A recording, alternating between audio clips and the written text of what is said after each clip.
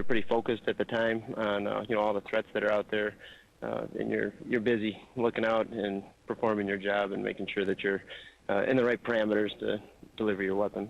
And so, Aaron, that is the job that's going to be done from here. As I said, this was a place that had almost no operation yesterday when we arrived. It's really starting to be up and running now, a large number of people here. Another thing, overnight, and it was too dark for us to have any view of this, they put some POWs in here. They moved them to other places. Earlier yesterday, as we were arriving, we saw a large group of them sitting on the tarmac. The moment we arrived, they pulled them away. This is a busy place, and it's going to get much busier. Aaron? Bob, thank you. Bob Franken, who's at that forward air base.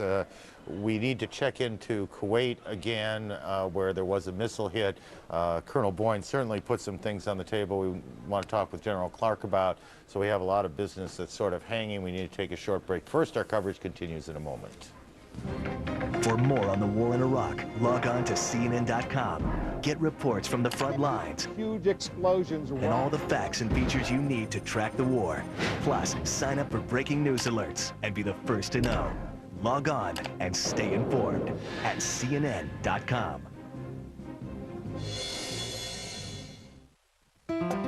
Business. E-business. Sir Speedy Printing. SirSpeedy.com. Face-to-face. Online interface. Personal. Productive. Local. Global. Very human. Very modern. Easy. Easy. Sir Speedy. Either way.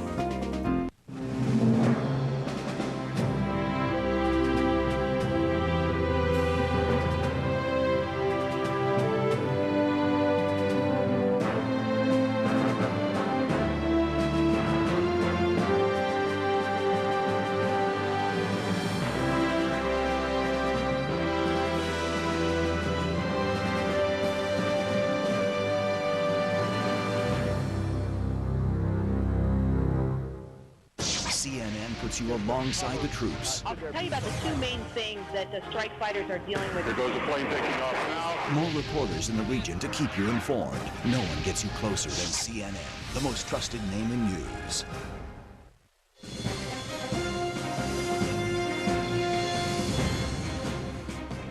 In the first 52 minutes tonight, we've dealt with the military events that have gone on both in Kuwait and in Iraq.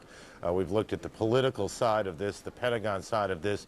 There is still a diplomatic side of this in play, though it's really now all about humanitarian aid. For the time, Richard Roth is at the United Nations, and he covered that discussion, I think is probably the right word for it today. Richard, good evening. Good evening, Aaron. Well, they finally found something to agree on. 15 hands in the air, 15 votes in favor. The Security Council unanimously approving the resumption, security permitting, of the so-called Oil for Food program, the largest United Nations humanitarian benefits program for the people of Iraq. This was the program that Saddam Hussein didn't really want to have start, but it finally began in 1996. Profits from Iraqi oil sales go to the people of Iraq, food and medicine and other badly needed supplies.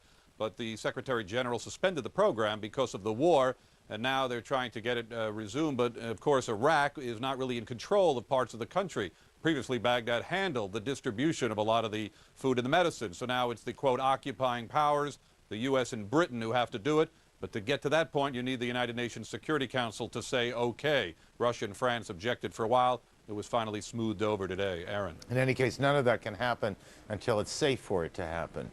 That's correct. Maybe in some parts, but not in a widespread distribution so far. Richard, thank you. Richard Roth at the UN tonight. General Clark, a number of things on the table. Colonel Boyne argues that even in this media age, you have to be prepared, if you're a war planner, for the reality of war, which is civilians die, and you have to aggressively or more aggressively prosecute the war. Do you agree with that? Well, I do agree that there are certain things you can't escape in war. You will take casualties if the enemy resists. You cannot control at the outset how stiffly the enemy resists, and you're going to have to deal with the fact that individuals, civilians, unfortunately will get hurt in this.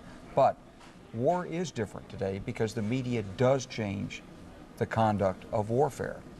And military planners also have to know this. Our military planners do know this. That's why they're working so hard to avoid civilian casualties. But if, I would think there will be people who are watching right now who are saying, you mean the United States and the British are fighting this war with one hand tied behind their back? Well, they're fighting the war in the best way to achieve the overall objective. Remember, when we first went into this, we were saying the Iraqi people would probably welcome us as liberators. And that was the information that was given out, and the people who were talking to the Iraqis and others believed that. Otherwise, they wouldn't have said it. Sure.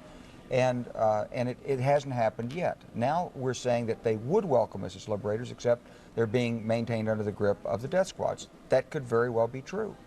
So it's in our interest to do as little damage as possible to the civilian infrastructure. Not because we want to fight with a hand tied behind our back, but because we're going to ultimately have to help build a new country here. And for every person who dies, his relatives will never get over what's happened. This is a human endeavor, so I do think that our people are sensitive to it, and still we're able to fight and fight hard and fight well. General, more as we go along. Take a short break. Our coverage continues in a moment. See you down there. Excuse me, is there a Bank of America ATM around here? Oh yeah, there's a bunch of them. Just around the corner at Field and Griffin. There's another one at the theater. Down there by the post office. Down 9th and Main. Right by the deli. River, there's one on Crescent. Another one right across the courtyard. Right across the way. More ATMs where you need them. There's one more, right? From Bank of America. Yeah. Higher standards.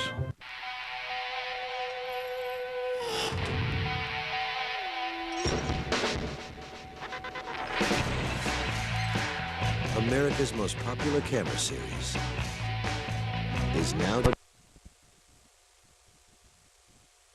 for that final assault. When you set yourself, there's certain advantages that you have. First of all, you close the noose around Baghdad, and you're able to sort of orchestrate the offensive. The second thing you do is you continue the process of attriting the Republican Guard with aerial firepower. You know, the rule of thumb is 50% attrition before you close with the enemy. The next thing you do is you bring, as you said earlier, you bring up the line of supply so that not only do you hit the Republican Guard, but you literally pass through the Republican Guard and keep them from collapsing themselves inside the city. And the last thing you do, very important, a rule of thumb when you fight in urban warfare is you must control the countryside. And okay, General, there's a briefing. We see Tory Clark, the Assistant Secretary of Defense for Public Affairs, and well, we'll just listen. Described just a week ago. First, end the regime of Saddam Hussein. Second, capture or drive out terrorists sheltered in Iraq. Third, collect intelligence on terrorist networks. Fourth, collect intelligence on Iraq's illicit weapons of mass destruction activity. 5, destroy the weapons of mass destruction, the systems and the facilities. 6, secure Iraq's oil fields and natural resources for the Iraqi people. 7, end the sanctions and immediately deliver humanitarian relief. And the final objective, to help the Iraqi people transition to a non-threatening, representative form of self-government that preserves the territorial integrity of Iraq. Our courageous men and women in uniform are moving forward with these goals. Each day, we significantly reduce the ability of the enemy to command and control his forces. Within just a few short days, coalition troops have moved more than 200 miles through Iraq and are now close to Baghdad. Coalition forces in the region are growing more dominant on ground and in the air. And as part of the previously planned force flow, more coalition personnel move in every day. The 173rd has secured an Iraqi airfield in Kurdish territory that will be used additionally for drops of troops and equipment. Coalition forces have also secured Iraq's southern oil fields, saving them for the benefit of the Iraqi people. More than 600 oil wells now fall under coalition control. The Basra oil refinery, as General Brooks talked about this morning, one of the 3 refineries in the country, has also been secured by the coalition. Meanwhile, the Iraqi regime, what's left of it, resorts to horrifying atrocities and violations of the laws of war. The flagrant cruelty will not make our forces give up and go home. They're quite wrong about that. As President Bush said yesterday, every Iraqi atrocity has confirmed the justice and the urgency of our cause. The enemy poses as civilians to deceive coalition forces and ambush them. They fake surrenders to ambush them. They continue to place military assets in and around civilians. They use human shields, deliberately destroy or attempt to destroy the oil fields, and they use civilian vehicles, including ambulances, to transport their military. While the enemy increases its inhumanity, we increase our humanitarian aid. The enemy mines ports and blocks the flow of aid. We remove the mines and let the aid flow. With the opening of the port of Qasr, relief is now coming to thousands of impoverished families of southern Iraq. The British ship Sir Galahad has unloaded 200+ tons of humanitarian aid, and in addition, 2 humanitarian convoys moved overland into the areas of Safwan and Qasr yesterday. As the military successes grow, so does the membership of the global coalition. 49 nations now publicly support Operation Iraqi Freedom, and nearly a dozen more offer support and resources privately. We want our friends and allies around the world to know that we greatly appreciate their valuable assistance. As President Bush said at the White House yesterday, the fierce fighting currently underway will require further courage and further sacrifice. Yet we know the outcome of this battle. The Iraqi regime will be removed from power. The Iraqi people will be free. And finally, before I turn things over to General McChrystal, there's been some talk lately and some observations in the early days. People seem to have been surprised at the brutality, at what the Iraqi regime is doing to some of their people. And on the one hand, it's hard to understand that. It has been so well documented, it has been so well reported for years, what the regime has done to its own people. And we're going to show you a couple of clips here. The first one is an Iraqi woman whose name is Zanab al-Suwaj, whose teenage cousin was tortured by the regime, and following that is a small clip from a BBC program about the chemical weapon attack on the town of Halabja. Terry? I have a 16-year-old cousin. She was in high school, and one day she wrote in her notes that something against the government, that I don't like Saddam. So the teacher saw what she wrote, and so the police came and they took her to prison with her mother, father, uncles, sisters and brother, cousin, and her aunt. This is a letter I received from her after she's been released, and she was telling me about the day I started the series of my torture. It was not enough for them to hit me by their hands and by the sticks, but until my skin breaks, and they also start using electrical shock on my fingertips and my lips and my nipples. Also, they used to hang me from my feet, and they used to make me walk on. They used to make me walk on broken glass. One day they took all of my clothes off and they threatened my parents that they are gonna rape me. This torture lasted for 11 months. And after that they sentenced me to be in jail for 3 years. And was not only me, but because of me, my aunt and her daughter, they sentenced to 9 months in jail. My brothers, they sentenced to 6 months. My uncles from my mother's side, they were 7 months. And my uncles from my father's side, they've been killed. For my father, he was sentenced for 15 years. Halabja was bombed with a cocktail of mustard gas and the nerve agents tabun and sarin.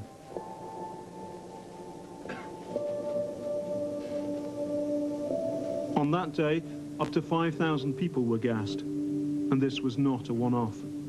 40 other villages across northern Iraq were poisoned. Cancer and birth defects have shot up since the war crimes, and every home contains its own horror story. So what happened to this poor lady? She was hit by the chemicals and her face went red. It was itching so badly that she started scratching it and scratching it, which led to this.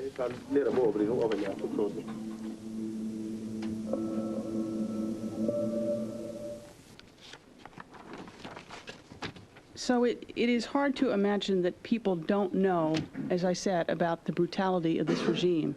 It has been going on for decades. It has been well documented and well reported. What I can't imagine is what it must be like to be the Iraqi people now, and living in that kind of environment, and living under that kind of fear and torture, and knowing that if you, for instance, so much as wave at coalition forces when they go by, you will be hung.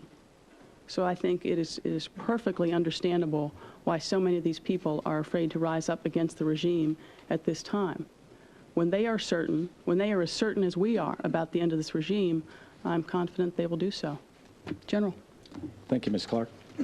I'd like to add my condolences for those 4 soldiers killed in the car bomb explosion near Najaf today. Also, 2 U.S. soldiers were killed and 1 was wounded in a firefight in Afghanistan earlier today when they engaged enemy forces west of Kandahar. Our thoughts and prayers are with their families. Operation Iraqi Freedom continues. More than 290,000 coalition forces are deployed in support of combat operations, more than a third of those inside Iraq. Our ground operations are progressing well. There continues to be sporadic resistance in the south. However, our supply lines are working well, and we continue to resupply our frontline forces. The air campaign continues as well. We flew more than 1,000 sorties over Iraq yesterday, mostly against Iraqi regime and leadership targets, command and control, and Republican Guard divisions. Our forces have fired more than 675 Tomahawks and dropped more than 6,000 precision-guided munitions since operations began. We're continuing to degrade the Iraqi forces, particularly the Republican Guard Medina Division. I have 3 videos for you today. The first 2 are of FNA-18s dropping precision-guided munitions on the Al-Taqaddum airfield, damaging the runways and taxiways. While there's not been any Iraqi aircraft activity, this will help ensure we retain air supremacy.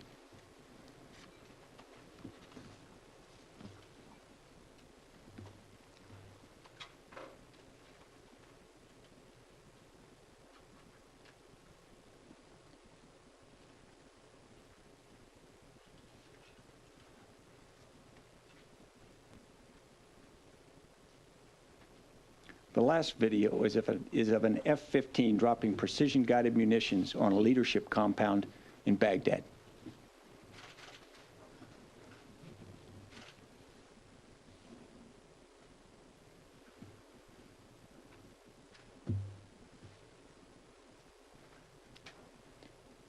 And with that, we'll take your questions. Bob.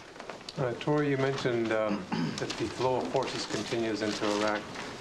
Do you have anything, or does the general have anything on elements of the 2nd Armored Cavalry Regiment going ahead of schedule, or anything on additional forces going into the north? I'll make one comment, then the general can follow up.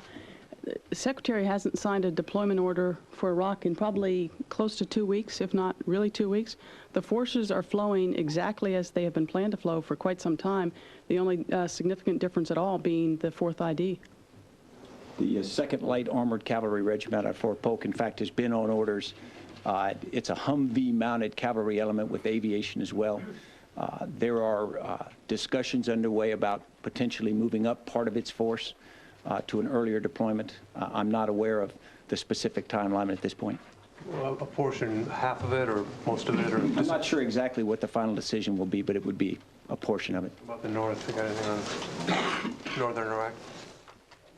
I'll make a general comment about the plan. Obviously, it's up to General Franks to decide who moves where and at what pace, but the plan has always been built in such a way that it's scalable, which probably isn't a real word, but it reflects the truth, which is a plan that is flexible and it can adjust up and down as needed, and that's what General Franks works with. Yes, sir. How concerned are you about the potential continued use of suicide bombings or car bombings against U.S. forces in Iraq? And specifically, what can you do to guard against this tactic?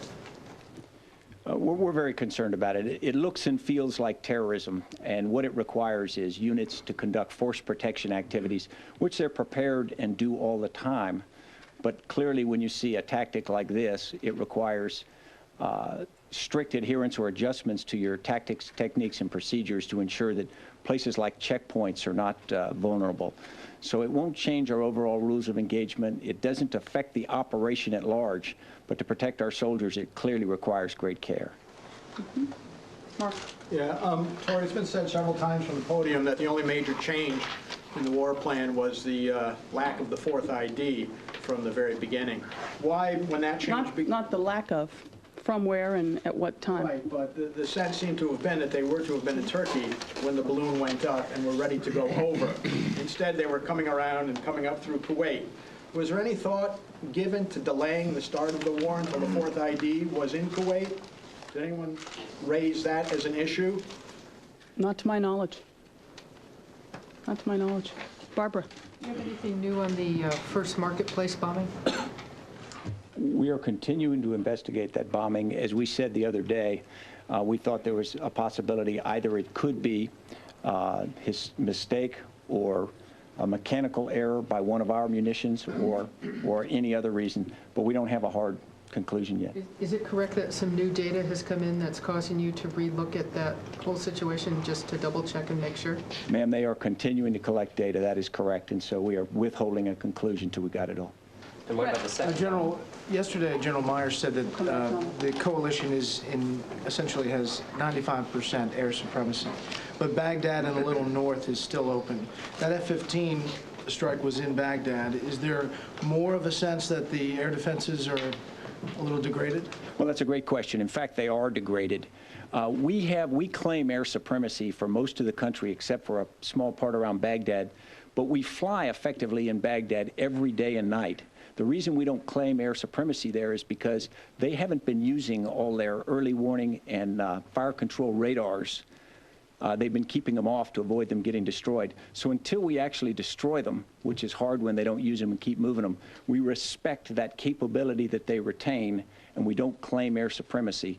But in fact, we've been able to operate effectively. And if I could follow up, what about how much of effect is Saudi Arabia and Turkey now saying that cruise missiles cannot fly over their countries having on operations, or will it at all? It won't have a big effect. In fact, one of the great things about where we're postured is the ability to target from a number of locations, to include the Tomahawk land attack missile. So it really won't have a big effect. That cruise missile strike last night against the mall in Kuwait, are you doing anything to try to mitigate those anymore, or increasing naval patrols? There was one report that said that it may have come from a boat offshore or something. We are investigating where it came from and exactly what munition it was. We have suspicion of what it was, an Iraqi capability that we were aware that they have, and we're working both defensive and offensive ways to prevent that. Let's do Jim Mangan. Yeah, there was, from the CENTCOM briefing, they showed some video of a Ranger assault on a commando base in the West. Could you explain what that was all about, and also how you're using the West to bring pressure on Baghdad? Are you using any of those airfields in the West for either assaults or airstrikes? So I won't get into great detail, obviously. The first about the Ranger assault, that was a command and control headquarters of an Iraqi element that was essentially trying to retain control in the West. It was a commando headquarters, and as you saw, the Rangers hit it on a completely blacked out assault, very effective, got a lot of prisoners. What we're doing in the West could be called a lot of ways, or called a lot of things. It might be area denial. In a sense, we have taken away from the Saddam Hussein regime the ability to call the West their own. We're doing it with a very small number of troops, leveraged with air power and intelligence, and we're denying him the ability to use traditional Scud baskets. We're denying him the ability to maneuver there, to collect intelligence there, and doing it very economically. And I just remind you of the maps that General Myers showed yesterday that showed increasing amounts of Iraq of which Saddam Hussein has lost control. Doesn't mean there won't be pockets. It doesn't mean there won't be individual problems in some of those areas. But every day he is losing more control over the country. Ms. Dale. Are you using the airfields there in the West, the ones that you've captured? Sir, I couldn't discuss actually what we're using. Clearly, we are denying the regime their use. Where was that, by the way, except West? West? Can you be any more specific? So the Rangers are operating out there in small groups, and it would be unfair to them to give specific location. Can you update us on the situation with Tomahawk firings from the Red Sea and the Eastern Med?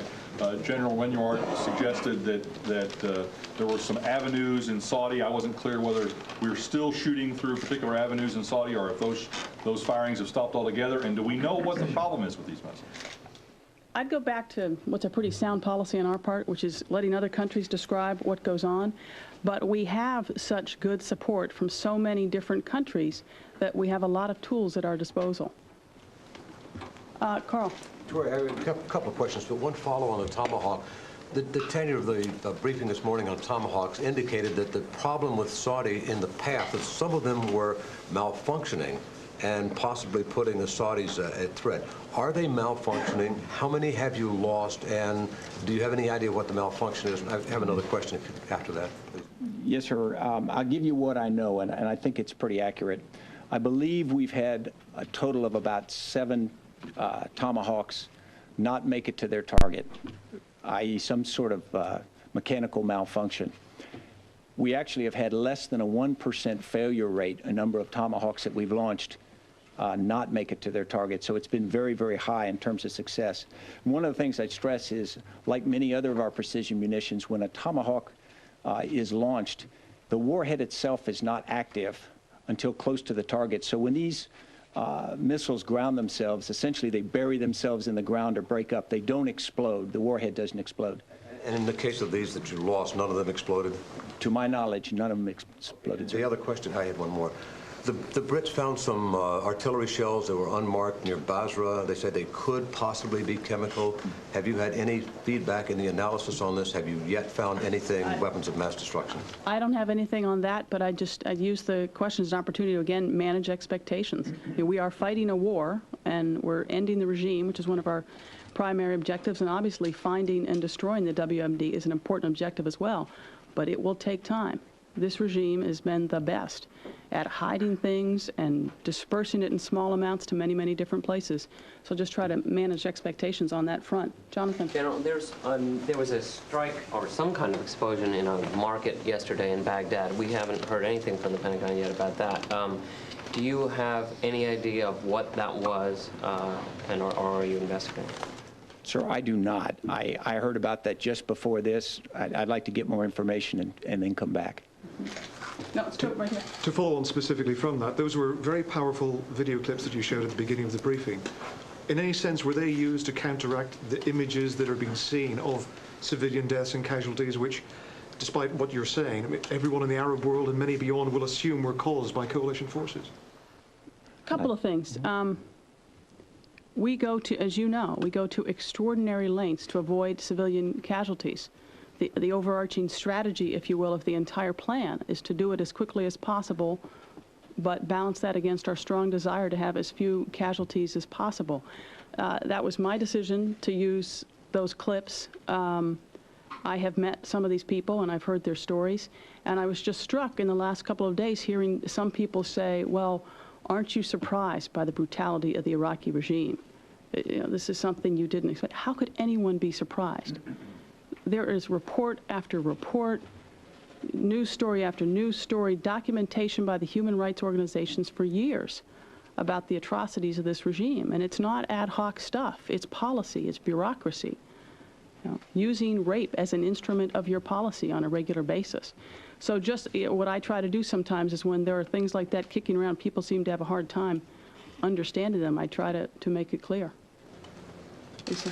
We have some reports from our GIs in the field that they are down to 1 MRE a day and very little water. They're concerned about that, and they want to know how long the situation is going to go on.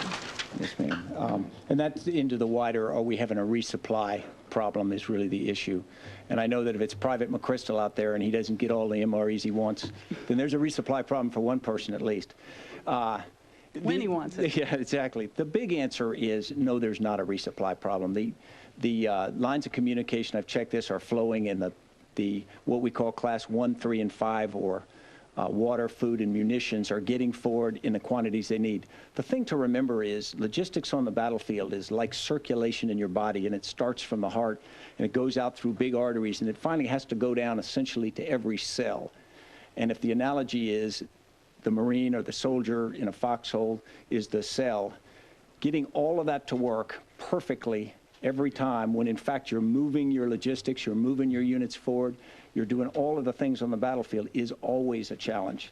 Now, we work through that.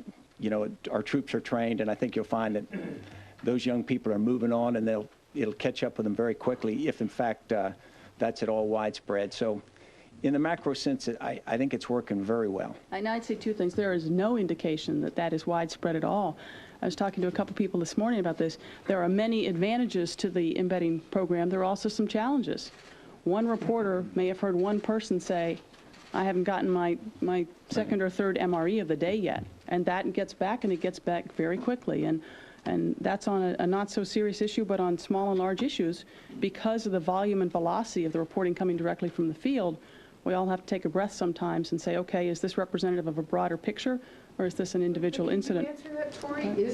Is it one guy out in the field, or don't you know? I don't know if it's one guy. Down to one meal a day in the field. I have seen one report of a soldier who said he had an MRE. I have seen one report. There is no indication of any widespread problems whatsoever. And again, if you do step back and take a look at the bigger picture, if you will, the forces continue to make extraordinary progress. I heard somebody talking about this morning, saying, you know, if I were Saddam Hussein and I was waking up today, if he's waking up today, and the world's most awesome military was 50 miles from my doorstep, I think those people had made some pretty significant progress. And you don't do that without having all the adequate logistics working the way they ought to work. Do you have any information about the Marines who were classified as Dust One the other day? What were the conditions of that? And was it fierce fighting? How did they go missing? And I'm not sure which incident you're talking about. it was the Marines near Al Nasiriyah, I believe 7 or 8 of them. The Marines out of North Carolina, they were classified as Dust One. I know we have some numbers that are classified as Dust One. I'm not familiar with the particular incident you're talking about. Okay. John? Also at Al Nasiriyah, General Winward confirmed reports of troops buried in shallow graves there, and that forensic investigators were going there. Can you give us any more information about that? So I can give you what we know. In fact, the Marines advancing did find a shallow grave with some remains in them.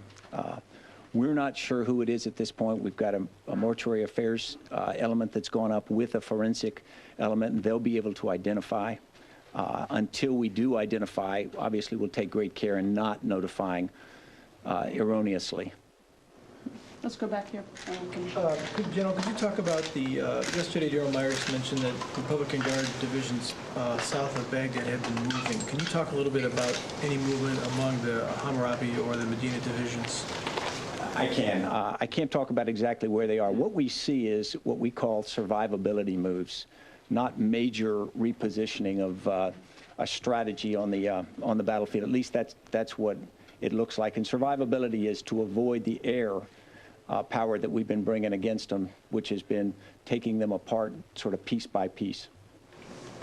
We'll do Thelma, and if Mick has one, he'll be the last question. I wanted to ask a question about this troop strength, but you just said something about the bodies in the shallow graves. I wondered if you could elaborate, not revealing who or what service they might be with. Is there any indication they might have been executed, or any indication of any war crime that might have been imposed on these bodies just from looking at the bodies? And then I do have a question about troop strength. Ma'am, I have not seen the report yet, so I just don't know. Okay, and on troop strength, Tori, you were saying that Secretary Rumsfeld hadn't signed any deployment order in the last 2 weeks. Is he about to? On Iraq. Mm-hmm. On Iraq, right. Is he about to sign one on Iraq? And what about any more on reserves or guard that should be bracing for any more call-ups? Right. On the first one, which I'd like to address, the reason that's important is because I've been working on this plan for months now. In fact, the force flow was determined months ago to include the order of forces moving in, when they would go, and deployment orders were signed before We even were sure that we would have to have hostilities. So all of those were identified in the pipeline. So if anybody takes an inference that this is reinforcements based upon what's happened in the first week of the war, that would be incorrect. Well, see, the reason I asked that is, of course, that Tory had said that the plan is, of course, a flexible one. It's scalable. And now I wondered if the scale is such that you think you need to request more forces. No, exactly. What we did was we set into place a plan that had a flow of forces that came along that could be turned off. Because to get a unit ready and to work all their transportation, what you do is you get them ready to move, and then if in fact the situation doesn't require them, you turn that unit off. You stop their deployment. So that's the way this deployment's built. Any turning on coming up? They're all turned on until they're turned off. Nick. Two questions. First on this Apache operation, the 101st that sent several dozen Apaches. Do we have any results? What was the objective there, and what was the result of that mission? Sir, that was 40-plus Apaches, what we call a deep attack operation, and they are designed to work with other arms, primarily fixed wing and artillery, to help disrupt and destroy a unit before we close with close combat with them. In fact, that was the mission last night. They were going after the Medina Division. They did get some battle damage assessment on that. I don't have the exact numbers. And that is just another phase in us taking the Medina Division down in strength. Any approximate numbers? Not that I'd want to put out here, sir. Okay. And the second question, we've heard so much about the great achievement of these forces rushing 200 miles up to stand off against the Republican Guards. But what was the purpose to rush so quickly northward to outrace supply lines and then sit in place for 4 or 5 days? What was the strategic or tactical value of doing that when in fact they haven't been pressing the battle? I'll push back on your characterization because it sounded like you were saying that's how we've described it. That's not how we've described it. Well, what we've said all along is that we want to end this regime as quickly as possible with the fewest number of casualties. What we have also said is the truth, which is these ground forces have made extraordinary progress in a very short period of time. We have, as I said before, Saddam Hussein has lost an awful lot of control over his country. You look at what goes on in the air, you look at what's going on in the seas that they have mined. We're making remarkable progress, and that's a good thing. Not to underestimate the challenges that lie ahead. It could get very, very tough lying ahead. But I just push back on your use of words because I don't think they're accurate, and I don't think that's how we've described it. Was there a psychological aspect to having these troops move up so quickly with apparently no intent to press the battle immediately against the Republican Guards? Well, the intent was always to press the fight against each element, the Republican Guards being one, when the conditions have been met. So we intend to fight each element of the Republican Guards when, in fact, they are at the strength we want to conduct ground combat with them. And I'll just say one more thing, and then we're done. So, as I said before, if I were Saddam Hussein, if we don't know, is he alive or dead, but if I were Saddam Hussein, or whatever's left of that leadership, and in 1 week you had the world's most awesome military and coalition forces as far away from Baghdad as Middleburg is from here, then I'd be pretty nervous. Thank you. Corey, is there any feedback on the All right, and there you have your daily briefing from Victoria Clark, the Assistant Secretary of Defense for Public Affairs. She's hamming it up with a couple of the reporters on her way out, and Major General Stanley McChrystal, who has been conducting some of these.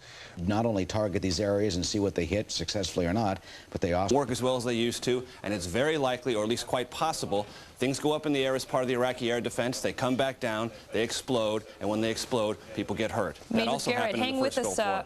Hang with us as well, because we want to continue to bring you in as we look at these live pictures for those of you that are just joining us of explosions heard in Baghdad. You're looking at a live picture now. We want to bring in retired U.S. Navy fighter pilot Captain Chuck Nash. He is also one of our Fox News military analysts. And I'll let you weigh in a little nightfall happening not too long ago there in Baghdad, and now we're seeing more bombing. Absolutely, Karen. What we've got here is the continuing emphasis on taking down the leadership target set and the active military target set that's out in the field, the Republican Guard divisions in particular. What has been advertised here by Central Command and the Pentagon leadership is is that we're going to put an aluminum cloud that's going to rain hot steel, and that's what you're seeing. We're taking these things out, but like this camera angle shows, this picture, you can see one small area burning. This is not wide-scale destruction like the bombings in World War II. This is precision targeting and precision weapons taking out a specific target. So if you'll notice, all the lights are on in the neighborhood there. You can see the street lights, and you just saw a car drive by. So the people in Baghdad understand that we are not out to blast them apart. And if you look at the refugee centers, especially those along the Iraqi-Jordanian border, they're virtually empty because the people are staying home because they realize that good things are happening here. It's not necessarily bad, and we're not trying to kill them. A big difference even compared to Gulf War I, right? Oh, you know, it's a huge difference here because in Gulf War I, as you'll recall, we were trying to forcibly evict the Iraqi troops who were at the end of their supply line down in Kuwait, evict them out of Kuwait. In this case, what we're doing is we are going up into Iraq where they have the advantage of being able to dig in and move within their own populace. And our targeting, therefore, has to be a lot more specific, and we have to use overwhelming force when we decide to do something. So 75% of the some 1,000 to 1,500 sorties a day are targeted specifically on the Republican Guard and the leadership target so that we can beat down those defenses so that when it's time to do the Ali Infri on the ground assault, the next phase of the ground assault, that we will have attrited them down so that we've given our ground warriors every possible advantage before they launch into that Republican Guard fray. You know, Captain Nash, Eric Shawn here. You're an old Navy guy. When you see this picture now and you see this huge fireball and the smoke, can you tell what is burning? Is it a bunker? Is it an ammunition depot? Is there any way for you to determine what causes this huge fireballs to continue? Can you?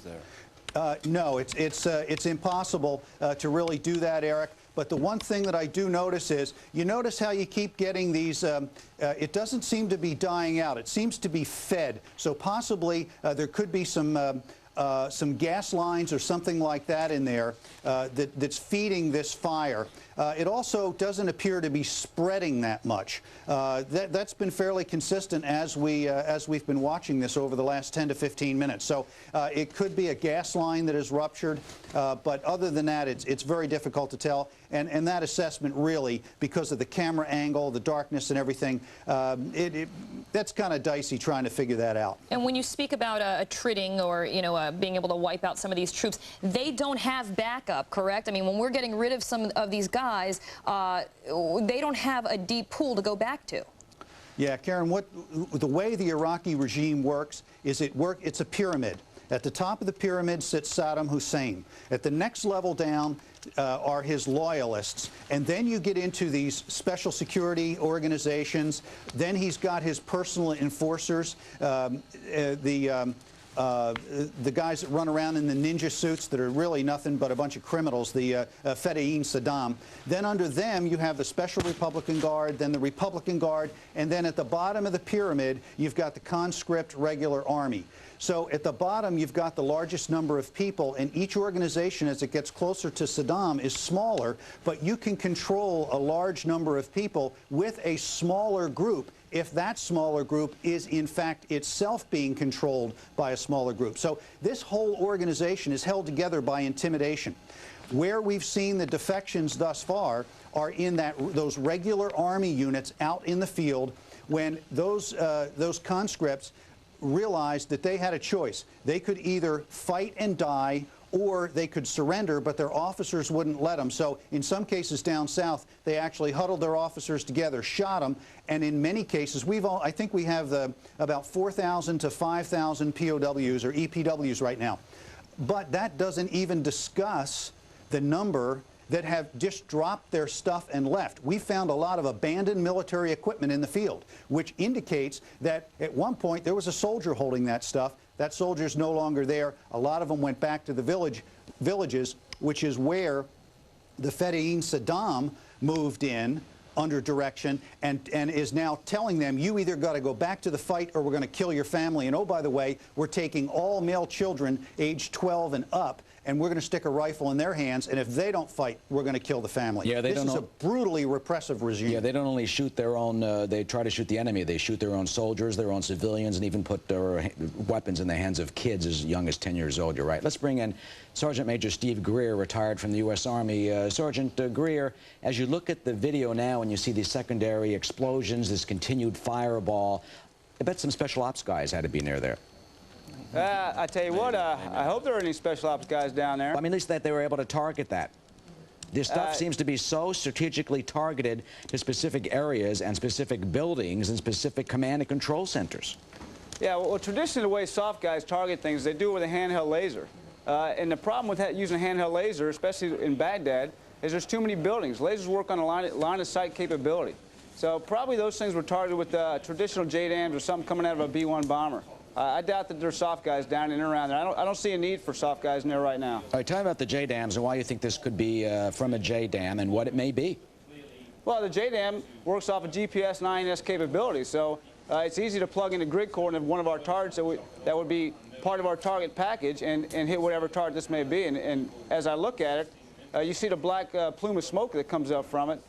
Normally that indicates some sort of petroleum-based fire. So from the pictures, it's hard to say what it might be. It could be something as simple as an Exxon gas station just got hit, or it could be something, you know, one of our command and control type targets might be linked to some sort of petroleum.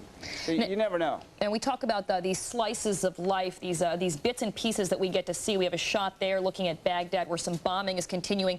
Meantime, there's thousands of Marines that pushed north through Baghdad, toward Baghdad rather, in this seek and destroy mission. They're trying to open up a route to the Iraqi capital. At the same time, they're calling this area Ambush Alley, where they're going in there and trying to find these Iraqi fighters and get them out. Tell us a little bit about how that's going to help as well as that battle toward Baghdad warms up. Yeah, well, really what it does is two things through this ambush alley. One, it provides our ability to resupply logistically to our forward forces. The second thing it really does is it denies the enemy sanctuary or access to where they would rather go and fight us. And these search and destroy, as you mentioned, really search and attack type operations, highly common during the Vietnam War. Perfect missions for the guys like the Marines or Light Infantry forces. We're also joined by Major Garrett, Fox reporter who's in the Pentagon. Major, as you see these pictures and as they see these pictures, any indication whether it's a fuel depot, oil, and we continue to see these explosions continue as we watch them live?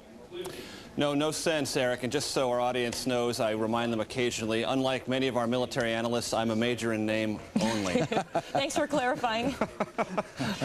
40 years a major, no promotions, but that's what you get when you start life as a major. And as the Pentagon correspondent, that's a pretty darn good first name you got there. Sometimes I get my phone calls answered just a bit more quickly. I don't know why. Here's what I can tell you, and this is all in the realm of speculation, but one thing I've learned beginning to sort of educate myself about what happens when something is targeted, it appears to me, and I defer to our other analysts who are on board, that what we're seeing possibly is what are called secondary explosions. And if you remember the other day, one of the coalition artillery pieces, a Paladin, had a misfire. And then there were a lot of secondary explosions. And what the military calls that is the cooking off of ammunition. And it's a very good metaphor. Fire gets to ammunition that has yet to explode, and then it explodes right there on the site. I've covered a lot of fires. I'm an old cop reporter, and that doesn't look to me consistent with the petroleum or gas line, because I think the plume would be much higher, and it wouldn't be going through this sort of up and down trajectory that we're seeing, or sort of the elasticity of the flames. It seems to me, or it appears to me rather, to use proper English, that what we might be seeing are these secondary explosions possibly consistent with ammunition. And I know that there's a sense here at the Pentagon and Central Command that there are ammunition stowage places put in the city that they need to target so the Republican Guard doesn't have fresh ammo should it need it. Yeah, obviously that's all part of trying to degrade the Republican Guard, not just with their troops and their tanks and their armament, but with their supplies, because we've learned in the harsh way this past 11 days that supply lines and your supplies are one of the keys in winning a war. We also want to bring in Captain Chuck Nash, U.S. Navy, retired. He's also a Fox News military analyst. Boy, it was just maybe about a week ago we were hearing so much about the threat of a chemical attack, and as we made that ring toward Baghdad, the closer we got, the more chance there could be. There was a certain, I guess, within a certain number of miles that we would be vulnerable to a possible attack. We're not hearing as much about that. What is your opinion as to whether or not that's still a major, major concern? I think that is a concern. We're totally prepared for it. So I'm not really that concerned. I don't mean to make light of it, but I think the troops have that. Even our embedded reporters have discussed that time and again. They're ready to go with that kind of a thing. The other thing is, in the activity in the South, if you look at some of the reports that have come out of there, especially on that road to Al-Naziriyah, and some of the other points down south near Basra, what we've found is chemical and biological protection suits down there. And I think the reason for that is that had we decided to try to put the 100,000 troops that we currently have in country and funnel them all through the limited road network down to the southeast where the 1st MEF and the British folks are operating now, had we elected to do that, we would have had people bunched up, and that's where I think we would have seen that first possible use of chemical attack, or as they call it in the vernacular, sliming our troops. Because what would have happened is we would have been bunched up because the area between those roads is actually kind of marshy. It is not the hardtack desert where we took the 3rd Infantry Division and the 3rd Mech and the 101st and sort of swept them around the outside. So as we move through and get around the Baghdad area, the Defense Department has mentioned that there is possibly a ring that would be a tripwire, so to speak, for a chemical attack, but that remains to be seen. And that's where getting into the minds of the people who are around Saddam, if Saddam is even still alive, and if he is alive, if he's really in control. Those are two unknowns, and the Secretary of Defense brought that out this morning. But if he is still alive, would those people around him, realizing that the regime is imploding, it is collapsing, and that we're on the doorstep, would they then execute that order anyway? And that's one of the unknowns as we go forward. Right, and then how much does it factor in that they know we're ready to handle it, our guys are in those chemical suits, and we're going to be okay? Perhaps not the same can be said for them. Precisely. You know, it's 7:33 p.m. in Baghdad at the moment as we watch these live pictures of at least a couple of huge explosions, obviously from military airstrikes, one would assume, and all these secondary and other explosions in this huge fireball of a couple of these areas we're seeing in live pictures, which leads to the speculation that it could be ammunition depots. The past few days, 3/4 of the airstrikes in Iraq have been aimed at Republican Guard positions defending the capital, also a presidential palace, a military intelligence complex, and barracks of a paramilitary training center. And now we have this today. I want to bring in Sergeant Major Steve Greer, a retired U.S. Army. Obviously, does it make sense that you not only target the troops, but you go after their supplies? And this is what we could be seeing right now. Yeah, that's exactly right. You target a host of certain individuals and organizations and part of the infrastructure. There's no doubt that all builds on towards the campaign and our ability to move inside Baghdad and find Saddam and his regime and overthrow him. There's a lot of talk about targeting during the day to show the Iraqi people how we can specifically surgically strike buildings of Saddam's regime and how they are actually targeting the regime and not the people. This is a nighttime attack. What is the difference, and what could that tell you on what we're seeing burning right now? Well, commanders have several reasons why they would target something during the daytime and something during the night. Part of that has to do with the integrated air defense capability of the Iraqi forces and whether or not they'll turn on their radars, which we would like them to do as our Air Force guys moving over Baghdad and interdict targets. So there's several factors at play in how we determine. Some of them can be something as simple as crew rest during night and fly during the day. So there's a lot of factors at play there. You know, well, there was some information coming off the wire that I would be interested to ask you about, Sergeant Major and also Captain Chuck Nash, but first with Sergeant Major Steve Greer. This bunker, the man who helped design this bunker that Saddam Hussein apparently has, his hideaway, if he is even alive, and that's something that still obviously in question, is built to withstand supposedly a nuclear blast, that it would be something that would be very difficult to crack. Do we have in our arsenal anything to do it, and would we, if we got intelligence about that, drop something? I'm sure we would probably drop some sort of munitions on it, maybe the Moab, the Massive Ordnance Aerial Burst Weapon, 21,000-pounder. But, you know, it's difficult to say exactly what we'd want to drop on that thing.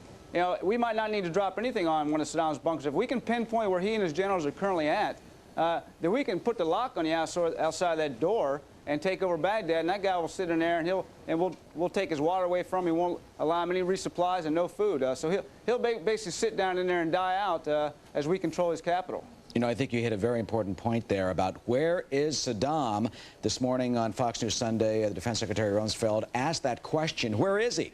We basically have not seen him live, and if you recall, let's do a little history. Back in 1944, when Hitler was a target of an assassination attempt, the next day he went to the train station to meet Mussolini, even though he had been injured, if I recall correctly. The fact is that we have not seen Saddam either specifically live. We have seen these taped appearances, but no indication whether or not when they were taped. And then we had that one tape that had something like 67 edits in it, which would indicate that they were trying to edit old material out that certainly did not pertain to the moving battlefield now. So what is your inclination, if you would hazard a guess, on where Saddam, Qusay, or Uday are, Captain Nash, and why they haven't surfaced, not just hiding out in a bunker somewhere, because you could communicate to the world somehow?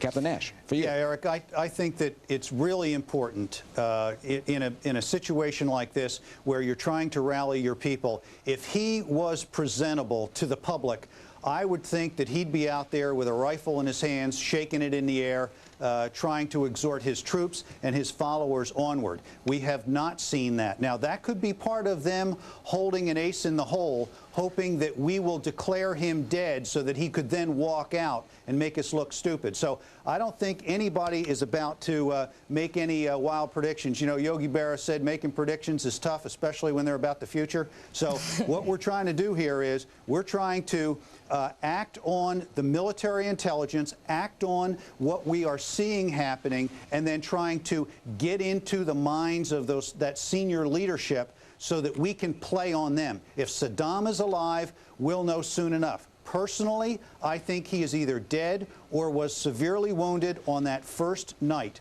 And because of that, we haven't seen the Air Force fly, his Air Force fly. They have not launched one aircraft.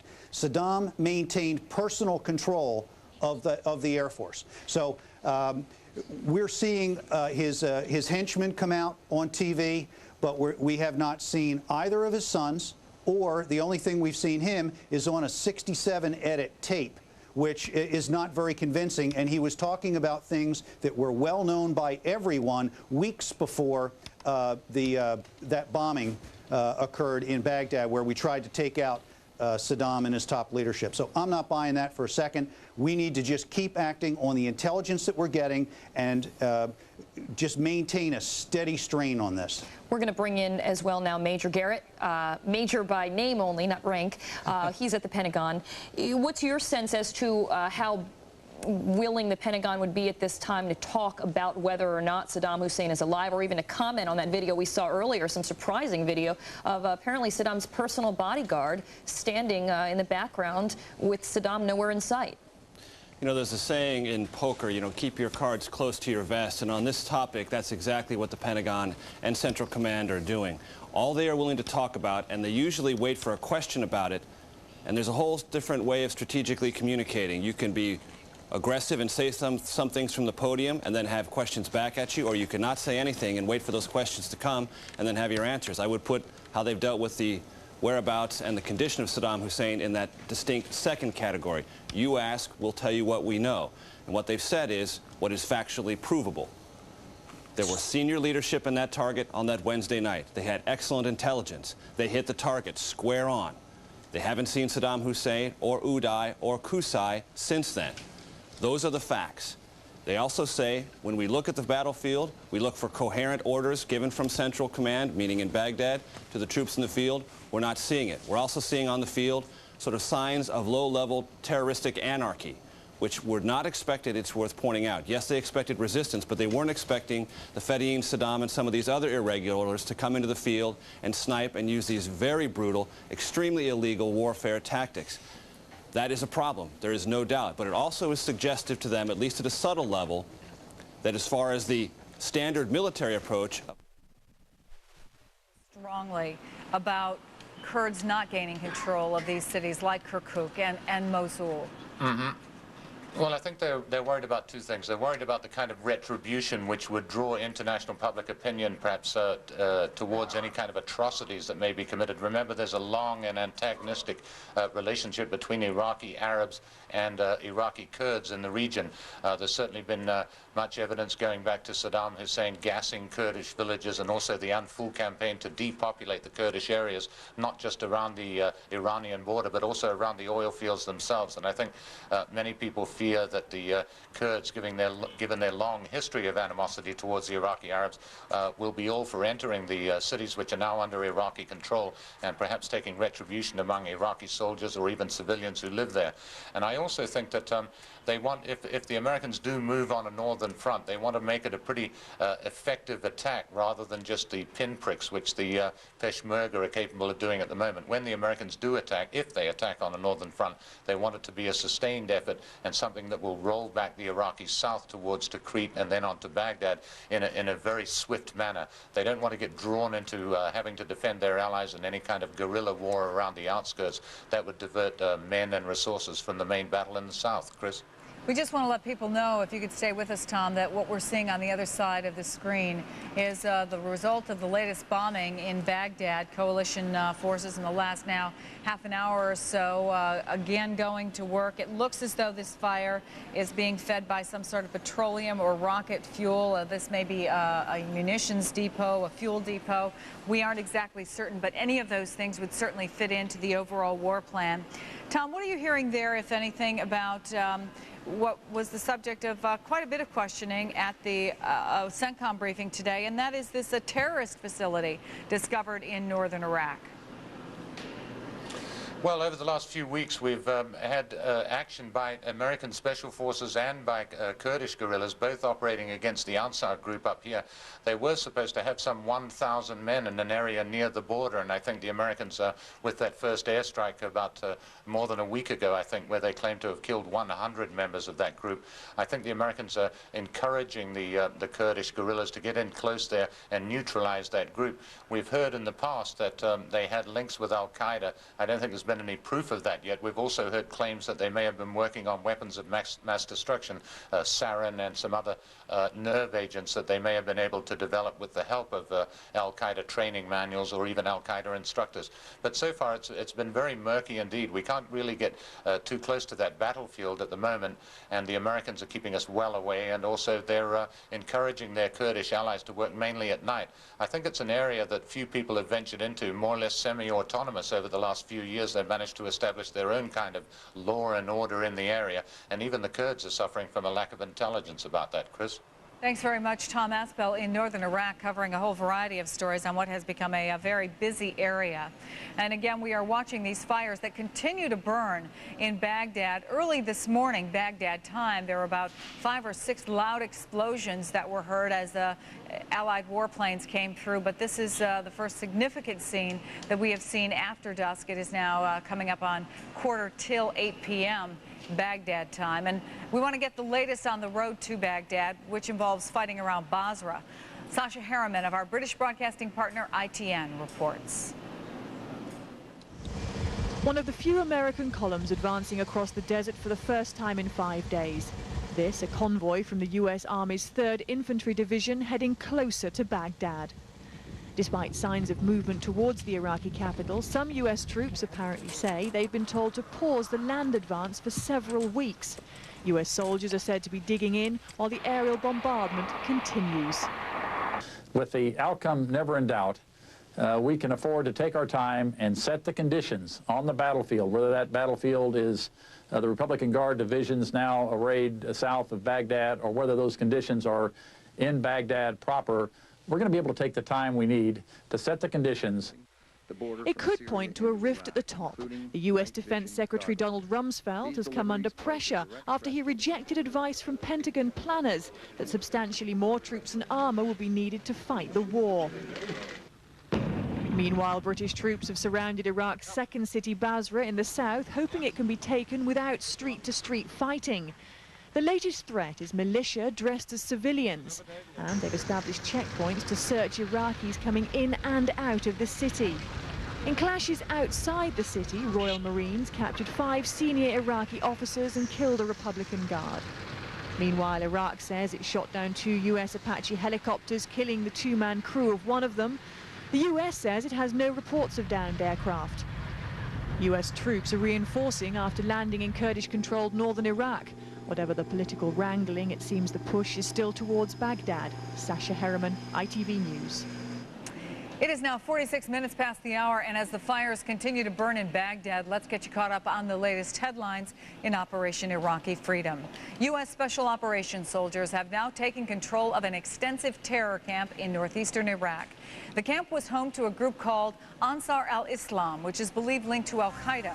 A short time ago, Joint Chiefs Chairman General Richard Myers described why this camp is so important. They hosted up to several hundred al-Qaeda members, many of whom have been killed in recent attacks. We are now in the site. We're doing the site exploitation. We know this is a site where poisons were developed and people were trained. It's a vast site, lots of underground tunnels. It'll take us some time to exploit it, perhaps up to a week. Meantime, Marines are trying to clear out the area of Iraq known as Ambush Alley, reportedly trying to force Iraqi fighters out of hiding in areas south of Baghdad where they have seen fierce battles. You can get the latest headlines every 15 minutes right here on MSNBC, or go online to iraq.msnbc.com for updates and interactives, in-depth analysis, slideshows, and videos. And joining us now in the War Room to talk about the ongoing bombing in Iraq is MSNBC military analyst and former Defense Department official Dan Garay. Hello, Dan. What do you think about what we've been watching for the last half hour or so? Well, we've been seeing really the impact of air power, the kind of precision strikes that can go on night and day now, not only because we have stealth, but we have the kind of eyes in the sky, unmanned aerial vehicles and all the like, that can allow us to now find targets of opportunity, which I think is what we've been seeing now as they emerge. As we see the Republican Guard or Special Republican Guard going in and out of places, we can now essentially focus on those kind of targets and progressively take them out. Lay out for the uninitiated, Dan, when and how do you use unmanned predators, and when do you need a manned aircraft? Well, by and large, you still need manned platforms, not only because they are larger and carry a lot of equipment, but you have the man in the cockpit, or the woman in the cockpit now, who can make decisions about the targets or what not to shoot. The Predator we've been mostly using over areas that are simply too large to just put aircraft over, because the Predators and the Global Hawks can stay over those areas for much longer periods of time, or areas where there's high risk. We've lost, for example, a couple of Predators over central Baghdad, that area, where we don't want to bring in low-flying aircraft because of the gunfire. It's okay to lose an unmanned platform occasionally, but not a manned aircraft. This is supposed to be one of the most precise campaigns in history. From your observation, has it been? It's been enormously successful as a precision air campaign. If you think about the number of weapons used, the kind of targets, we've seen them go precisely after aircraft or other weapons underneath bridges. We also know that given the number of weapons launched, the civilian casualties, those that the Iraqis are reporting, not that we know, are extraordinarily low. That is, we're not having the kind of carpet bombing or general area bombing you've had in previous wars. In fact, in a lot of cases, we're avoiding certain targets just because we know from our other intelligence that they are too close to civilians or that they're too sensitive in some way. What they're trying to do also is to get aid into Basra, but they have not yet started to do that. Which makes you wonder what the real target was. We have on the telephone Khurshid Nasrati. She is in Kabul, Afghanistan right now. Khurshid, what can you tell us? What have you learned? Well, as you just reported, Rebecca, it has been confirmed that about 40 minutes ago, a rocket was fired into Kabul, slamming into the headquarters of ISAF, the International Peacekeeping Forces located here in Kabul. ISAF is made up of about 23 countries who are helping to keep peace and security in the Afghan capital. There are no casualties or injuries reported at this time. However, ISAF, it has been confirmed that the headquarters have been hit, and they are located directly across the street from the U.S. Embassy. There are no injuries reported from the U.S. Embassy, but they have taken refuge and have secured the area.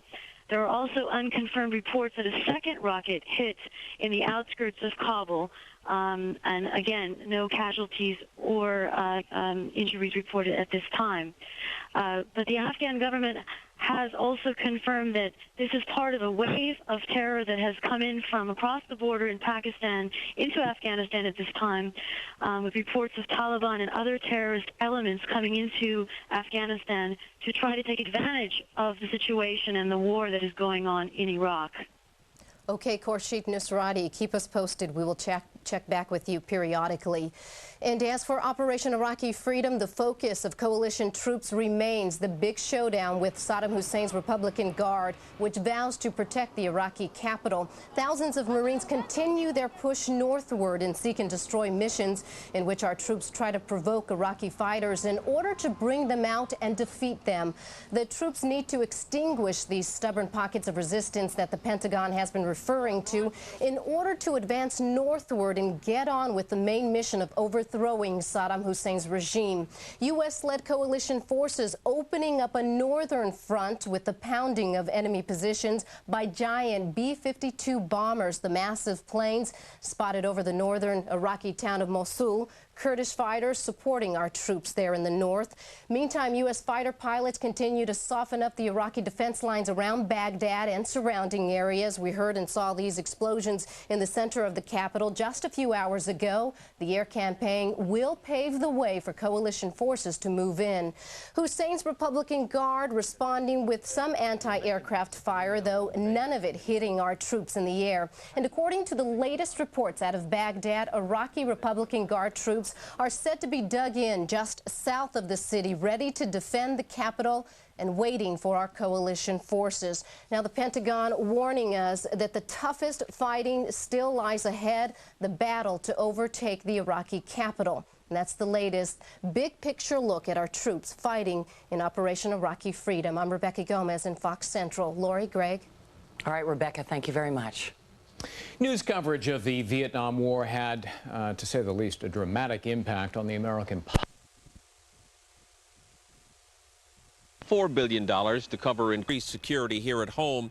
He also wanted to continue to hammer away at the idea that coalition forces are bogged down or at least slowing down in Iraq. The president said that coalition forces are performing brilliantly.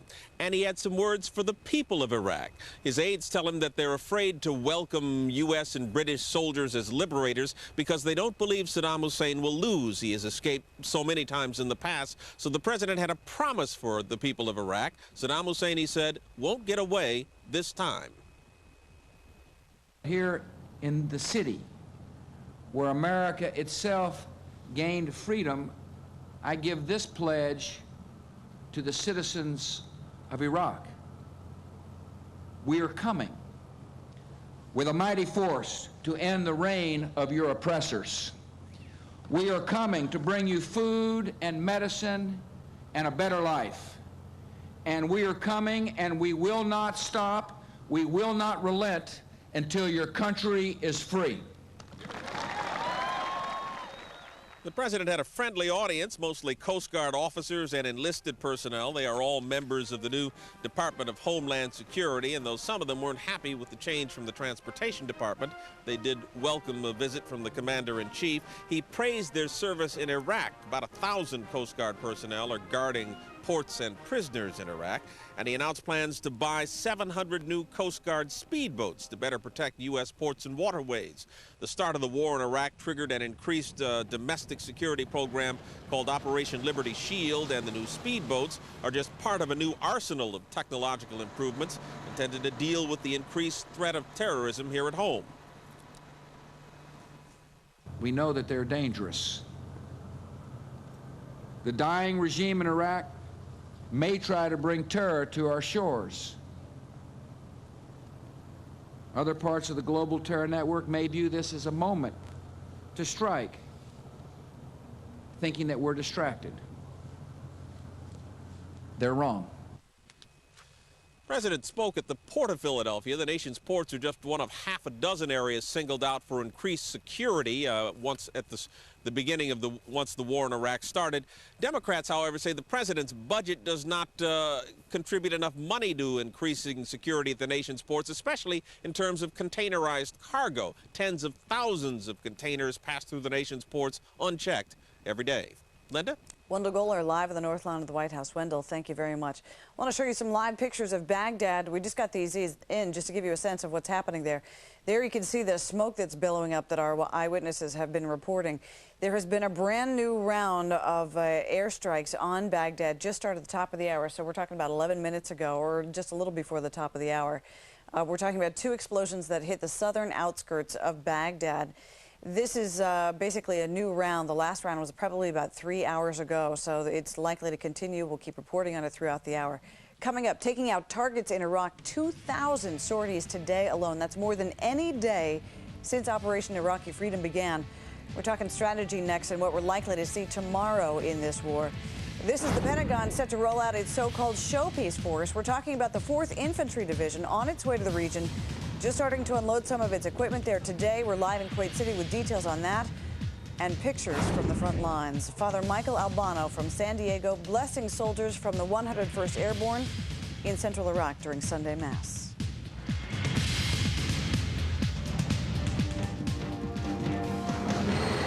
Hi, I'm Aviation Machinist Mate Airman Mac. I'm from the Jet Shop's IM2 division. I want to say how you doing to my mom, my dad, EJ, and all my friends and family back home in Philadelphia, PA. And you're watching Fox News.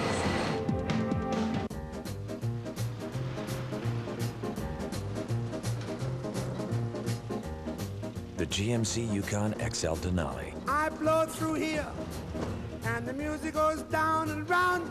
The tightest turning radius in its class. And comes on here. Press the first valve down, and the music Professional goes down grade and round. engineering.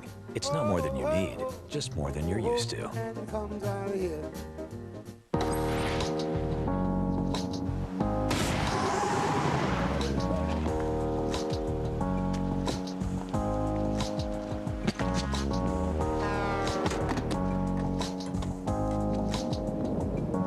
Life may not be as easy as pushing a button.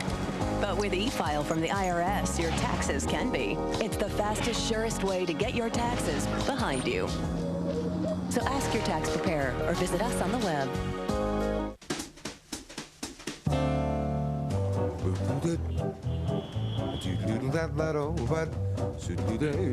Introducing Intel Centrino mobile technology. The new wireless laptop technology designed to help you untangle, unburden, and unwire your life.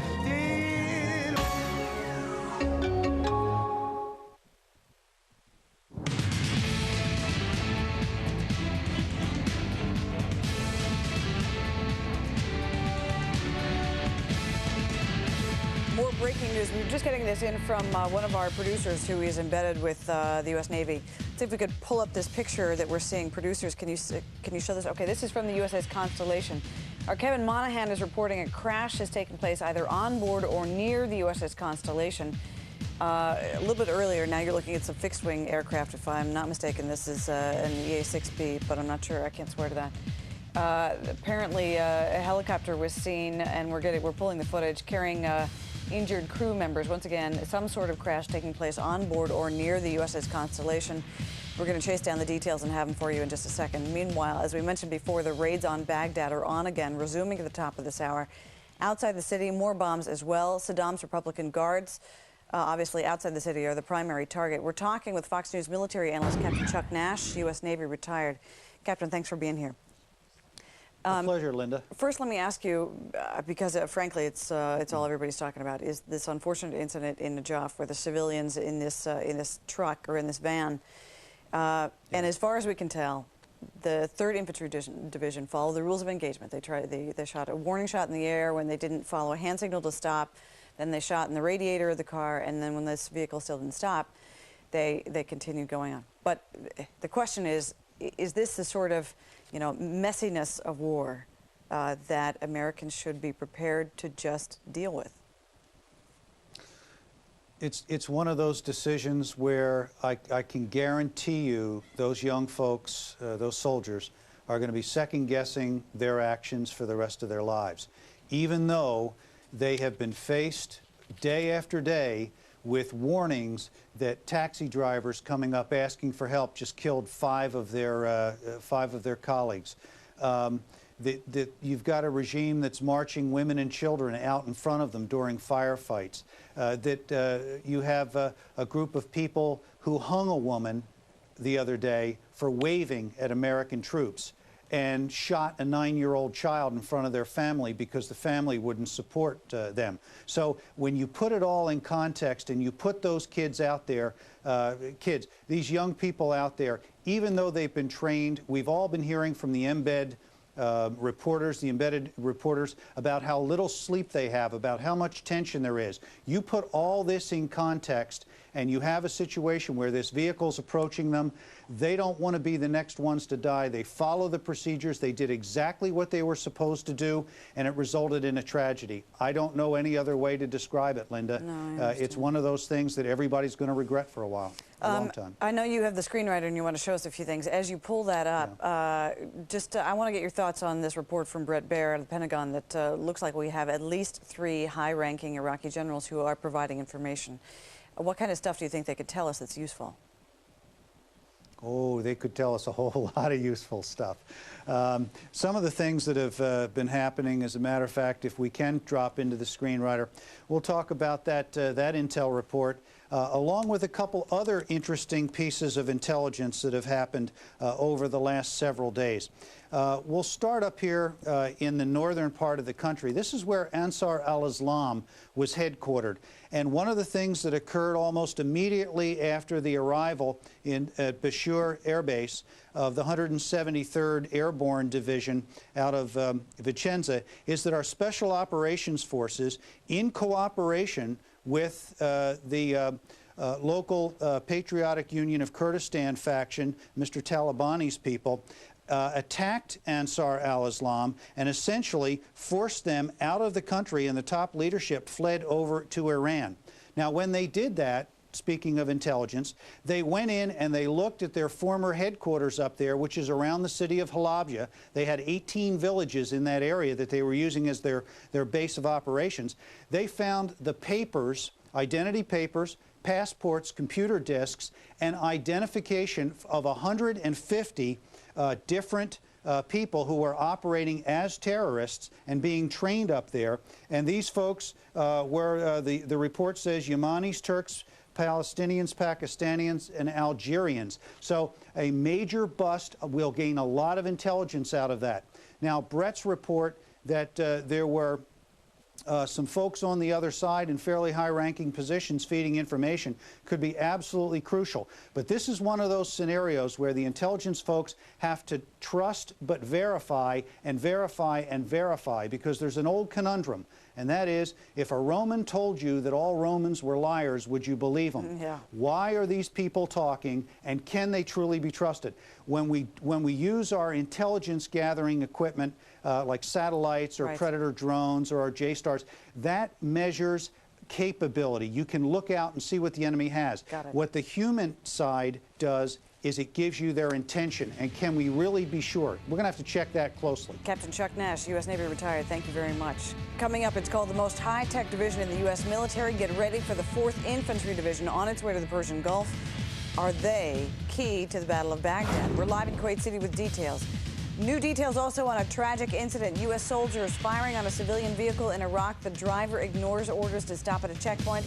Now some women and children are dead.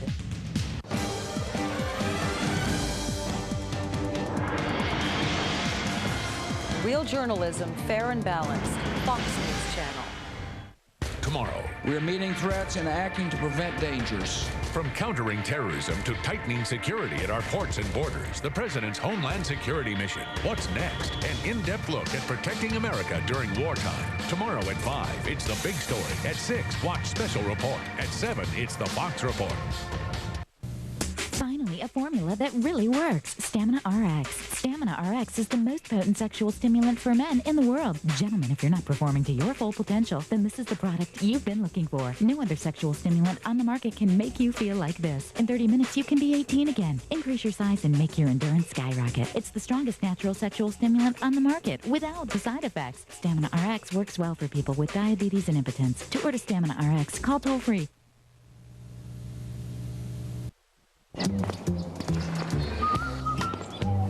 I walk about 15 miles a day.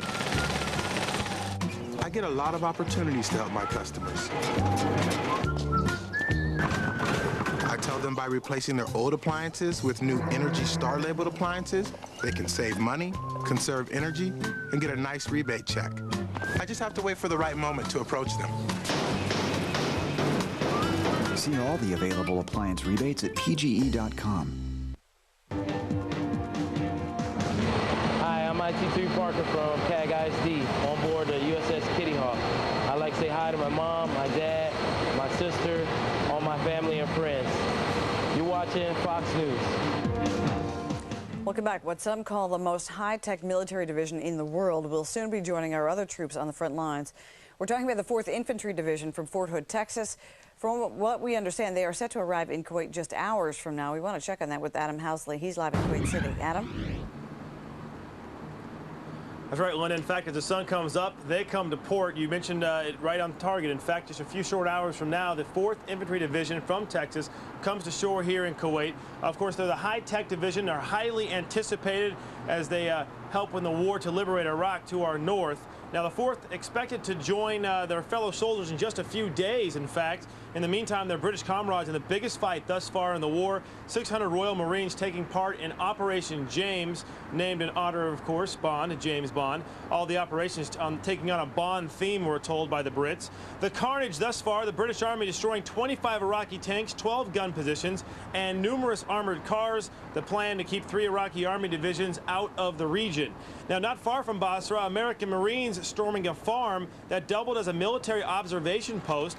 The farmhouse not far from a coalition campsite, and discovered when the enemy was spotted giving flag signals that corresponded with troop movements. Backing up the British and American Marines, Harrier warplanes are seen here in the Kuwaiti desert. They can land actually and take off almost anywhere without requiring a runway. It's an amazing, of course, feat that helps in this battle. The jets flying 24 hours a day, making them an asset, of course, in the rough terrain of the Gulf. They turn around operations sometimes in just as short as 20 minutes. Now to the humanitarian front, which is taking place also not really far from where those jets are taking off and landing, just 30 or 40 miles to the north. Their efforts continuing in southern Iraq. Water and supplies have been somewhat slim in the last week since the war began. Many of the problems due to Iraqi sabotage as they fled the area when the ground war began. Now a temporary water pipeline is almost completed. We've been talking about this for a couple of days. Well, it's almost done now. 2 million liters of water will soon arrive in the region, and supply convoys, of course, are also arriving with food to help ease the tension in the area. And there has been a need for water and food in recent days there. Apparently that's being helped out. One more note, too, Linda, as I give it back to you. We've only had one warning siren since that missile hit here early Saturday morning, but we did have another Patriot launched off late last night, early this morning here in Kuwait. We heard a boom in the distance. It was actually itself detonating. It launched, but there was no missile coming our way. Linda? Adam Housley, live in Kuwait City as the 4th Infantry Division is set to arrive. Breaking news here on Fox. We've gotten word from one of our embeds, Kevin Monahan, one of our producers who's on the USS Constellation. There's been an accident either on that ship or nearby that ship, and that wounded are being tended to. Kevin is now with us on the phone. Kevin, what can you tell us? Hi, Linda. Scary moment on the USS Constellation this morning. A Viking, an F-3 Viking aircraft, which is generally used for tanking, for refueling planes in the air, was approaching the carrier, the aircraft carrier, this morning after quite a long mission. It landed, an arrested landing, which it catches a wire. that stops the plane. The hydraulics on the plane had some sort of a problem, and the plane slid off the deck into the Persian Gulf. Both pilots, there were 2 pilots on the plane, ejected into the water, and search and rescue operations took place immediately. There was a helicopter in the air, an HS-2 Golden Falcon, which is a helicopter that was already doing search and rescue operations. The helicopter got down to the 2 pilots. They put a diver in the water, a guy in a wetsuit, pulled them both out. The entire operation took about 17 minutes. They're both well. We watched them come back on deck of the carrier. One made it off the helicopter on his own steam. He looked very good. The other one had a little bit more of a problem, was aided onto a stretcher. He collapsed at the end. He looked like he was in some pain, but again, neither of them looked like they're life-threatening. It was a long 17 minutes for these guys, but it looks like right now, Linda, it's all worked out for the best. Well, that is great news. Kevin, forgive me for asking you just a simple logistical question, but were there any cameras rolling when it happened so we can see how this thing played out? I don't think anybody caught the actual aircraft going off of the ship. Everybody, of course, we were put on a what they call a River City 2 mode here, which means it's you're shut down. So all transmissions, all communications stop leaving the ship. We were all sent up top, and we watched the end of the search and rescue mission as they pulled them off the helicopter, but I don't think you'll see any material of the plane actually going off the deck, Linda. Kevin, Brett Baer at the Pentagon is telling me that this F-3 Viking, which as you mentioned is used for refueling and also for reconnaissance, that probably goes without saying the plane's lost. The crew's okay, but the plane's lost. Yes, the plane, according to rescue crews, the plane bobbed on the top of the water in the Persian Gulf for a couple minutes. They say maybe 3 minutes, but they said it's pretty tough to tell because 3 minutes felt like hours for them. It immediately submerged. It is gone. It has not been recovered as of yet. Has that helicopter crew that was involved in the search and rescue, has the helicopter crew returned, and are you going to get any access to talk to these guys? Yes, they're all fine. They're very happy. It's the first rescue they've ever had to do. They have been training for this sort of thing, they said, for months, and we just spoke to them. They spoke a bit about being up in the air, watching a couple flashes from the deck. It looked to them like a couple explosions as the plane went over, that we imagined that was actually the 2 ejections of the pilots as they went into the water. And they feel very relieved at the moment, Linda. Whew. Kevin Monahan, a relief that the 2 crew members of the F-3 came out okay once again. Kevin Monahan reporting from the USS Constellation that an F-3 Viking, which is a refueling and reconnaissance plane, came in for a landing just moments ago, and something happened with the hydraulics. It slipped off the deck. The 2 crew members ejected. They were quickly picked up by a helicopter crew on search and rescue. They're back on board. Seems like we're dealing with some injuries, but we don't know the extent just yet, and we'll keep you posted on what happens. In the meantime, the tension level is up on the ground in Iraq, with coalition soldiers now taking extreme care whenever Iraqi civilians approach them. All this because of this homicide bombing back on Saturday, which killed 4 U.S. troops. You remember, a man drove a taxi cab up to an Army checkpoint. He waved as if he needed help. This was with the 3rd Infantry Division. And then as 4 soldiers approached, he set off the taxi cab in an explosion.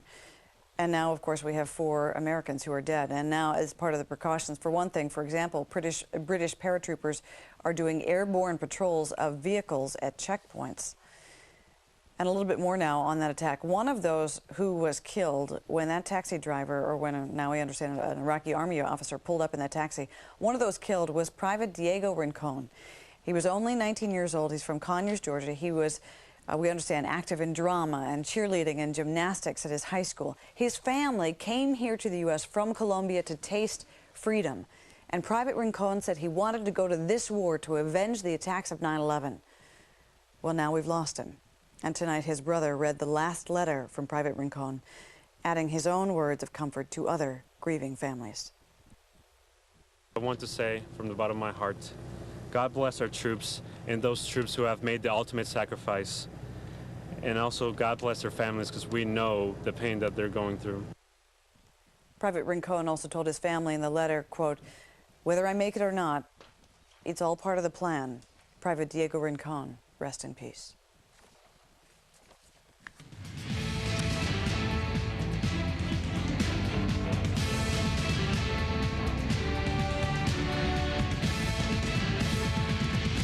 Hi, everyone. I'm Donna Fiducia with the latest in Operation Iraqi Freedom. 2 more explosions hitting the outskirts of Baghdad tonight in some of the most intense bombing since the war began. At least 6 huge explosions rocked the Iraqi capital earlier today. Targets included Saddam Hussein's centers of power, key government buildings, and Republican Guard positions just outside the city. And while what's left of Saddam Hussein's regime orders Iraqis to lay down their lives on the battlefield, Fox News has learned that some of Saddam's own family may be trying to flee Baghdad. A senior defense official tells Fox that numerous and credible intelligence reports indicate Saddam's wife and other family members are trying to arrange their escape from the capital. And 25 Marines forced their way into a farm in central Iraq today. It was believed to be a militia observation post. Several weapons were seized and 4 Iraqi men were detained for questioning. The farm overlooks the main coalition supply route into Baghdad. The Marines were alerted to the area when they noticed people keeping watch and making flag signals from the farm. And the British Royal Air Force has released night vision video of its warplanes in action over Iraq. It shows lights and explosions in Karbala. The RAF's Harrier jump jet fighters are key in Operation Iraqi Freedom. Harriers can take off and land vertically. That eliminates the need for an airstrip. It also makes it easier to touch down, rearm, refuel, and take off again fast. And finally, some friendly international relations in Iraqi skies. A British Tornado F-3 fighter takes on fuel from an American air tanker while flying at 24,000 feet. Quite amazing, isn't it? Meantime, B-52s have once again started flying bombing missions from Fairford, England, and American fighters continue their sorties from carriers in the Mediterranean and the Persian Gulf. And those are your latest headlines in Operation Iraqi Freedom. I'm Donna Fiducia. Now back to Linda Vester.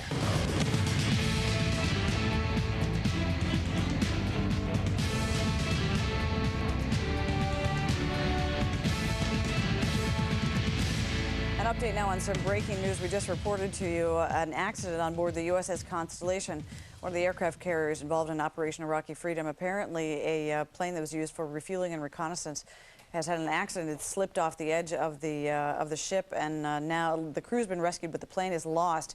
National Security Correspondent Bret Baier is standing by with the latest details from the Pentagon. Bret? Hey, Linda, yeah, this F-3 Viking essentially used for reconnaissance and also refueling, coming in for a landing on the USS Constellation in the Persian Gulf. It caught the cord, but then its hydraulics did not work, apparently. They're still looking into it, but essentially the brakes didn't work, and the thing went off the edge. The crew ejected. They were rescued. They're doing okay, we're told. The plane is lost at this point. What is amazing, though, is that this amount of sorties have been flown off these carriers, 5 carriers, 3 in the Persian Gulf and 2 in the Mediterranean, and it is a constant sorties flying off of these carriers and hitting targets inside Baghdad, and we've only seen this, and the crew was recovered. So the Navy obviously pleased so far with how things are operating. Also wanted to talk about how things are operating inside Iraq. Senior defense officials telling us that Iraq's Republican Guard divisions are now really getting pounded from the air and also from the ground. We could be seeing some significant ground movements in coming hours against the Medina division, which defense officials now tell us is about 50% of its original strength. As far as command and control, there are still a lot of questions here at the Pentagon about who's running the show inside Iraq. Tonight, the vice chairman of the Joint Chiefs had this to say about command and control earlier. As we watch the actions of the units, the Iraqi units on the battlefield, as we pay attention to our intelligence systems, that there's no evidence that there is senior leadership giving guidance to the field, and there's no evidence of coordinated actions on the battlefield by the various units. So they are getting, they're getting destroyed in place without much leadership from above. And earlier today, we saw the 3rd Infantry Division, specifically the 2nd Brigade of the 3ID, take on some elements of the Medina Division just east of Karbala. They had the first ground fights there. They secured a bridge, the U.S. troops did, and now they are moving forward. So we could see in coming hours some significant ground action with the 3ID and also with Marines pushing up against that Medina Division. Linda? Brett, just one quick question about this unfortunate incident that happened with the 3ID and this van that refused to stop at the checkpoint, and it ended up that the American soldiers fired on it, and now several women and children, Iraqis, are dead. The Washington Post apparently is embedded with the 3ID along with our Greg Kelly, but they are reporting in their latest Wire stuff that that after the fact, the United States soldiers offered some of these Iraqi families money. Can you tell us any, and how does that work with dealing with Iraqis when they get involved in an accident like this? Yeah, I don't have any ground visibility on that. I've read those same stories. I can tell you that Central Command is looking into this right now. They say the amount dead is 7 so far, women and children inside that van that did not stop after repeated attempts to make it stop.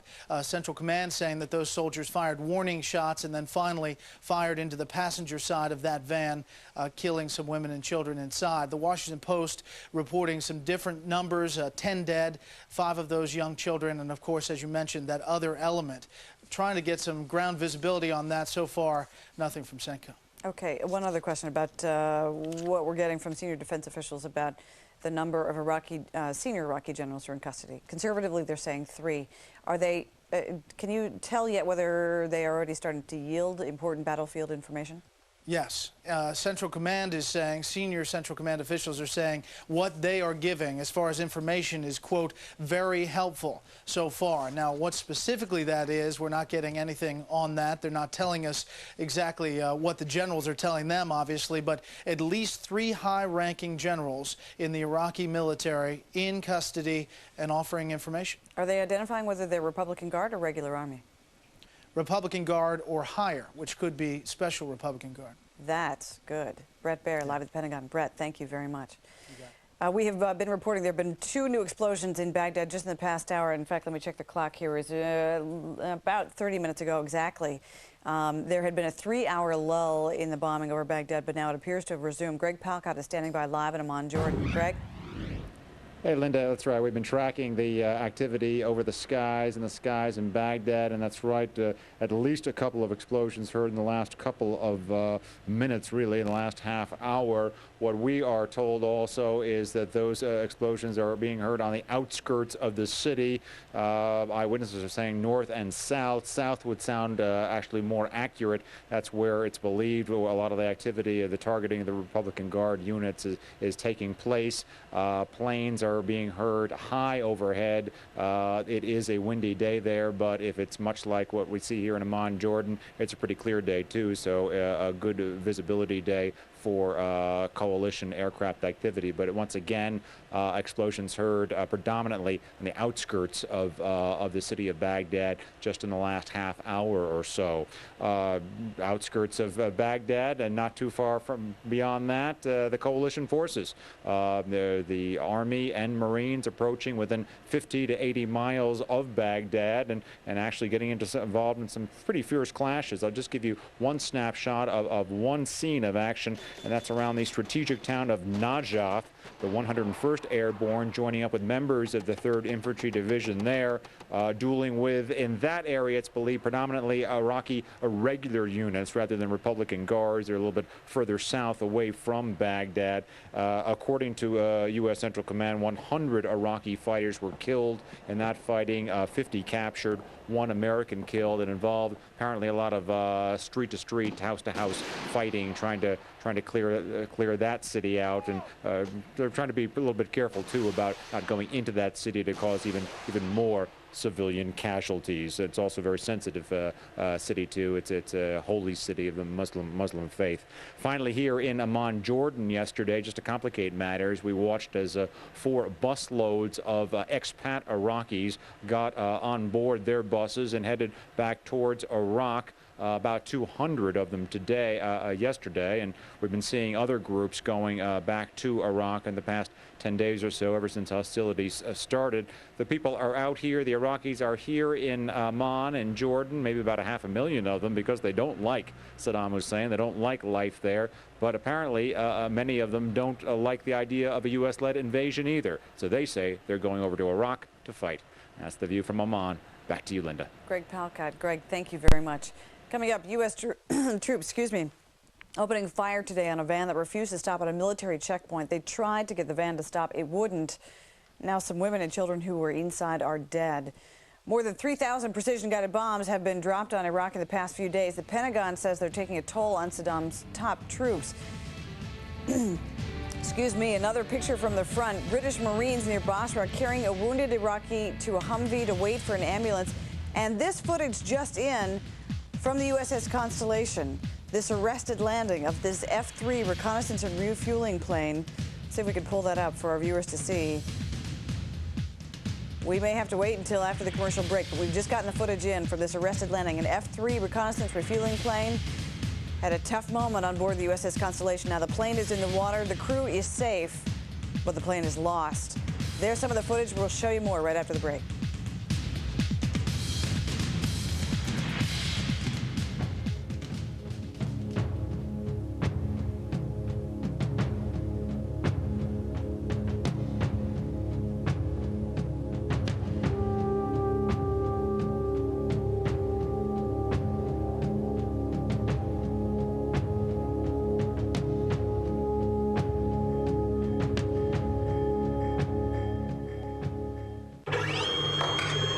What can a pitching machine teach us about financial advisors? Working with one can leave you better prepared. At Wachovia Securities, we learn from the world around us and provide financial advice for whatever comes your way. Together, we can achieve uncommon results. Wachovia Securities. That's me. And this is Kate. She's just like me. First bike ride, first prom. Then my little girl grew up. Around then, I was diagnosed with rheumatoid arthritis. Still, things were looking up. Until I turned 50. I felt 90. For some, there's Remicade. Remicade relieves pain and helps stop further damage to your joints. Your doctor may add Remicade if you're on methotrexate already and not responding well. Remicade is not for everyone. Certain people with heart failure should not take Remicade. Serious, sometimes fatal infections such as TB have been reported. Your doctor should evaluate your risk of infection. Tell your doctor right away if you develop any sign of an infection while on Remicade. There is a risk of serious infusion reactions, which may include hives, difficulty breathing, and low blood pressure. Call today and talk to your rheumatologist. Last year, Kate was diagnosed with rheumatoid arthritis. And she's so young. At least she won't suffer like I did.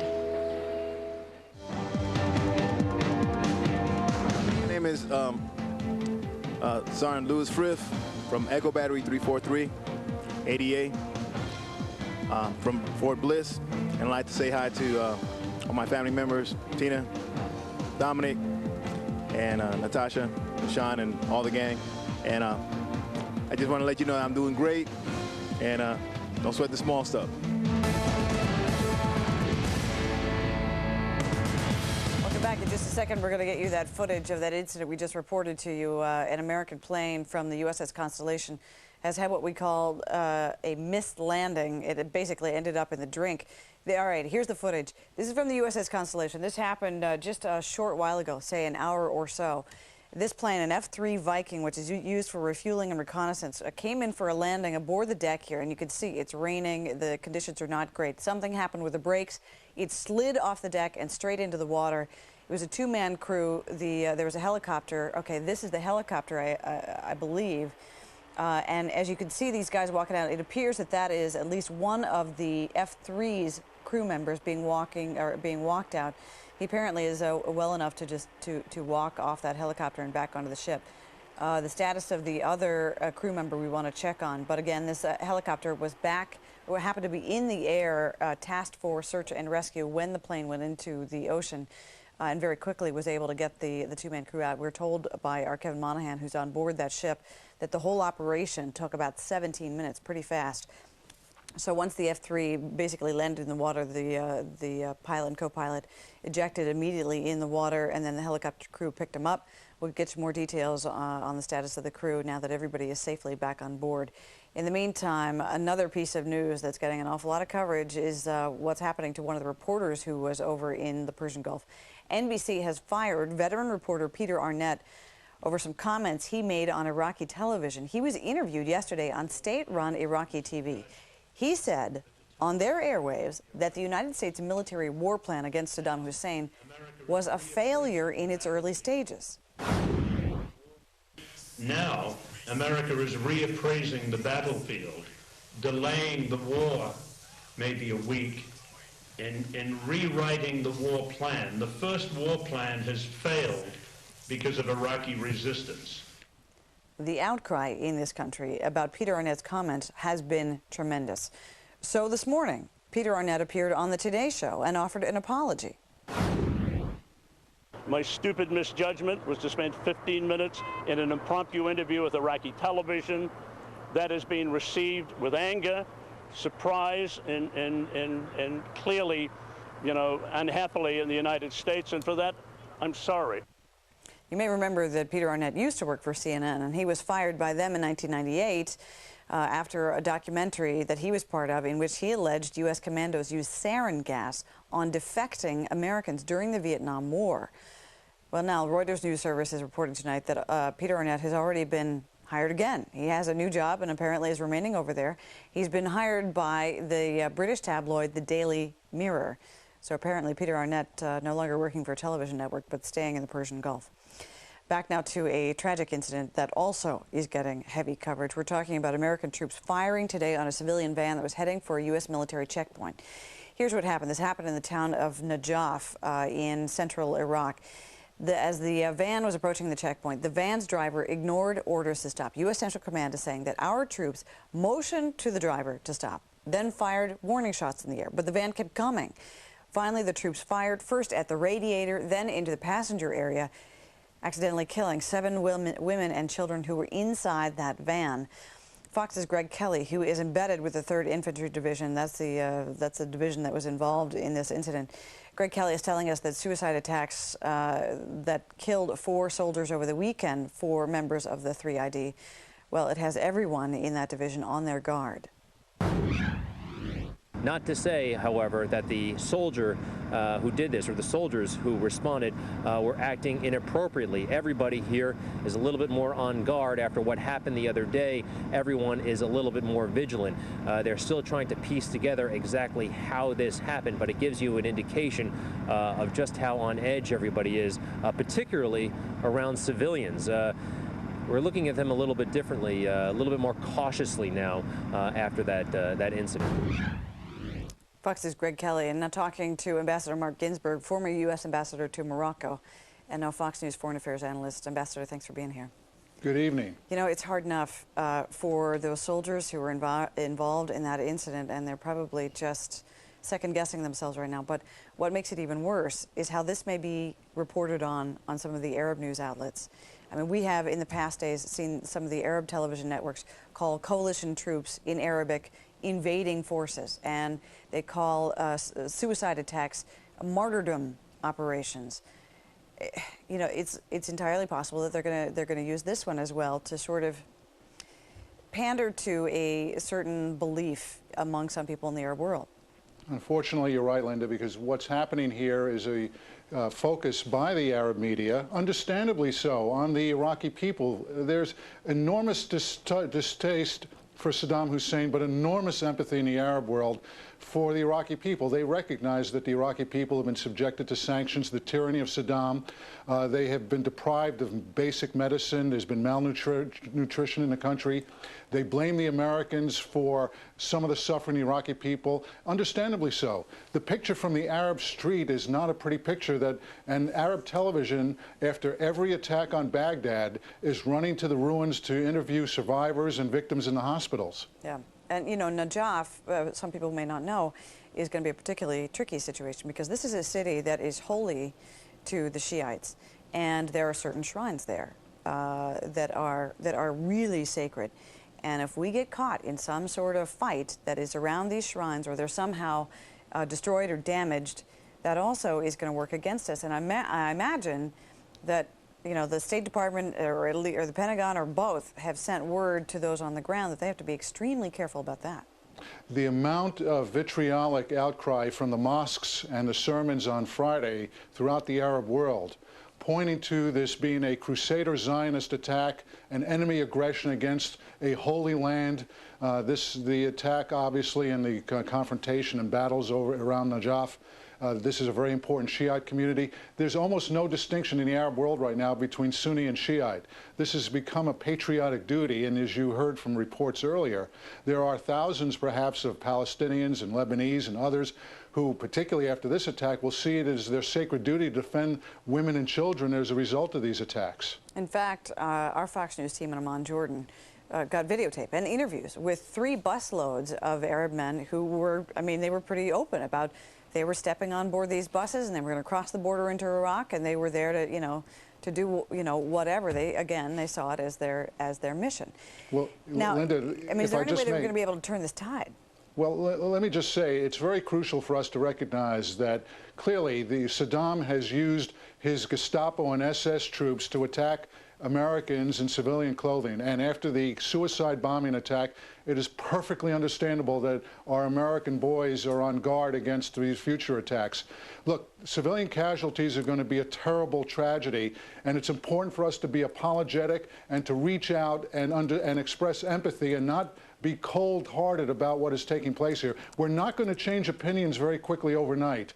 What we have to do here, however, is to understand that what we started here is as a result of many factors that are causing Arabs to feel resentful towards us, and we have to begin understanding the importance of reaching out to them and explaining to them that our objective is not what they portray this to be. Ambassador Mark Ginsburg, live with us from Washington. Ambassador, thank you very much. We appreciate it. Sure. The top of the hour, another round of bombardment began on Baghdad.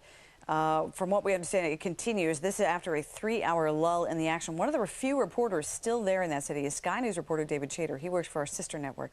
He says the people with whom he has spoken are telling him they're not even trying to get on with their lives as normal. The citizens telling him that their days and nights are filled with a sort of claustrophobic fear of death and the uncertain future of their loved ones.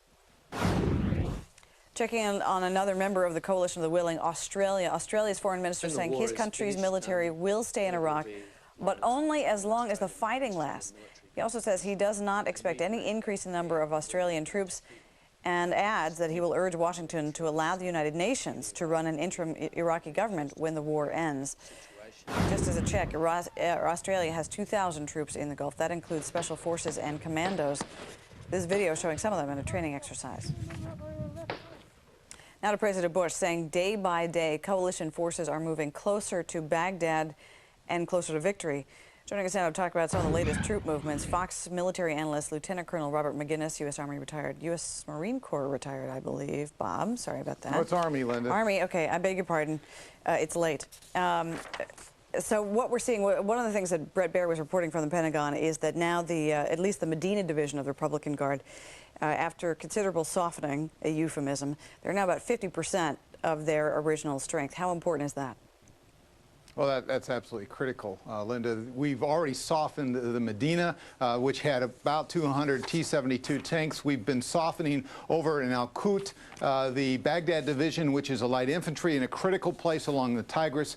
Of course, the Nebuchadnezzar and the Annan divisions that were up near Tikrit have now started down all the way to Baghdad. It's phenomenal that they're just vacating the north with their best troops and going south. If I can just kind of track something here on the screenwriter for a second, sure. I'd like to point out exactly how they're arrayed and how we're likely to raid. Now, right here you have the Hammurati division that's pulled in front of the 50% decreased in strength Medina. You have up here somewhere probably the Annan division and then the Nebuchadnezzar division that have moved south, as I described. Over here you have the Al-Qaeda division, and then of course down here you have the Baghdad. Now, Inside Baghdad, you have the Special Republican Guard and so forth. Now, as far as our troops are disposed, we know that we have the 3rd of the 7th Cav, the 3rd Infantry Division is in this vicinity. We have some 101st out here, but we also, out of Nasiriyah, we are starting to move with the 1st Marine Expeditionary Force all the way toward Al-Qut. And so we're beginning to have a couple of axes. Meanwhile, of course, we have pressure coming from our special forces there. We have Kurds that are eventually going to be coming down as we build the north, but it's not very robust up north. I'd like to transition, if I could, Linda, because I picked up some gun camera video that I think is just phenomenal. It's a brief clip. It has a tank revetment that's being shot, and then you have, after that, an A-10 that's going after a airfield bunker, and then you have an FA-18 that is going after an artillery emplacement. This is indicative of the reconnaissance by force type of activity that we've been doing all over. We have decimated, in many cases, the Medina Division because of our close air support, our AH-64 Apaches, and other equipment. We're doing very well. It's too early to say exactly when we may start actually having ground forces, though, going toward Baghdad.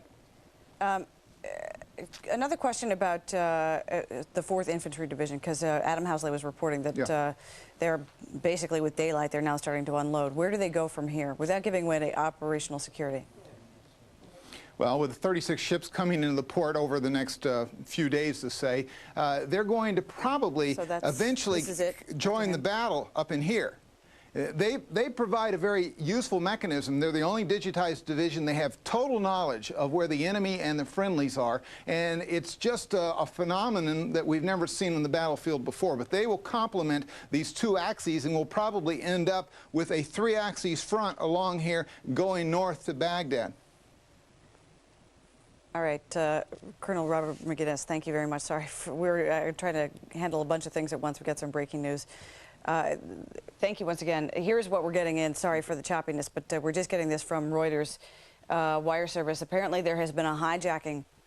Cuban airliner has been hijacked by a man with carrying grenades. We understand that 46 passengers are aboard. That does not include the crew, apparently.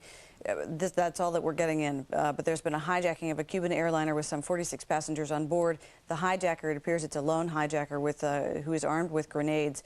That's breaking news. We'll get you more on this in just a second here on the Fox News Channel. Also coming up in 2 minutes from now, a senior CENTCOM official is painting a bleak picture, warning that the military is ready to pay, quote, a very high price to capture Baghdad. That means lots of casualties, in his word. What-if scenarios. The Pentagon has a lot of them mapped out, ready for predictable and unconventional turns as the coalition approaches Baghdad. And what about that road to Baghdad? Correspondent Brett Baer on the twists and turns and problems as the coalition inches toward the mother of all battles. That's straight ahead here on Fox, so stay with us.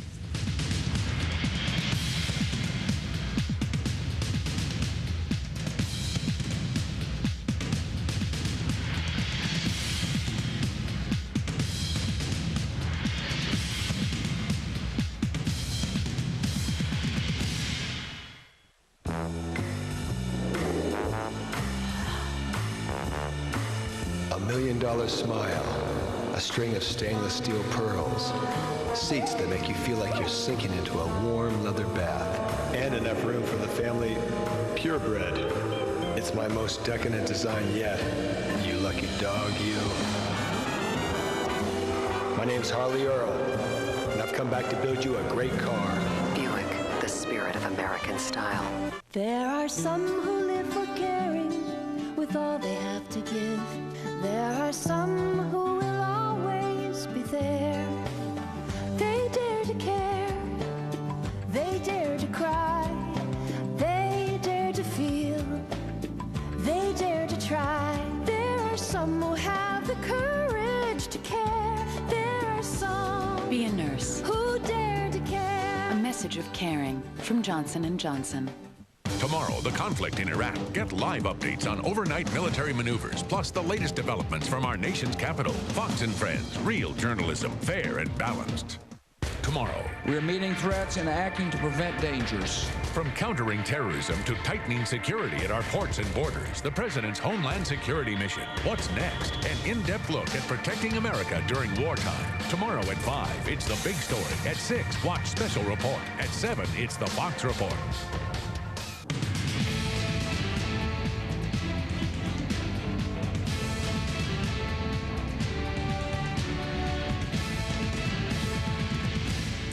Baghdad rocked overnight by the biggest explosion since the war began 11 days ago. 2 more bombs hit just about an hour ago as the sun came up there. The targets include a presidential compound in the center of the city. Coalition pilots are also going after Republican Guard troops just outside the capital city. And just 50 miles to the south there. In coalition control. I can tell you that we've all been up all night watching this operation. This was kept highly secret, and only a few small people knew. And we're certainly glad to bring one of ours home. America doesn't leave its heroes behind. I have heard that she was rescued from a hospital in Nasiriyah and that she had been injured. Can you confirm that and offer any elaboration about what those injuries were? I don't want to get into all the operational details because some operations continue to take place. What I'll say is that this brave young girl was rescued by some very brave coalition forces, brought her out, and she's under coalition control. She was in a hospital, and now she's back where she needs to be. Was she alone? Were there other POWs with her? You know, don't want to get into that yet. The situation on the ground is still being sorted out, and we'll certainly have more information to release. This is a fast-breaking story, as you know.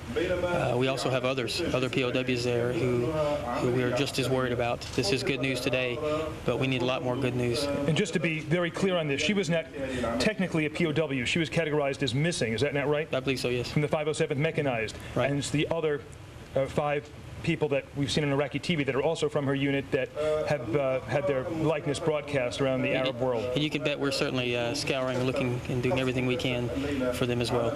What is the likelihood? I know you don't like to talk about future operations, that there might be other rescues then. You know, don't want to get into any potential future operations. What I'll say is that America doesn't leave its heroes behind. And it never have and never will. And so we'll continue to do at Central Command. General Franks is a person who really loves the troops and is worried about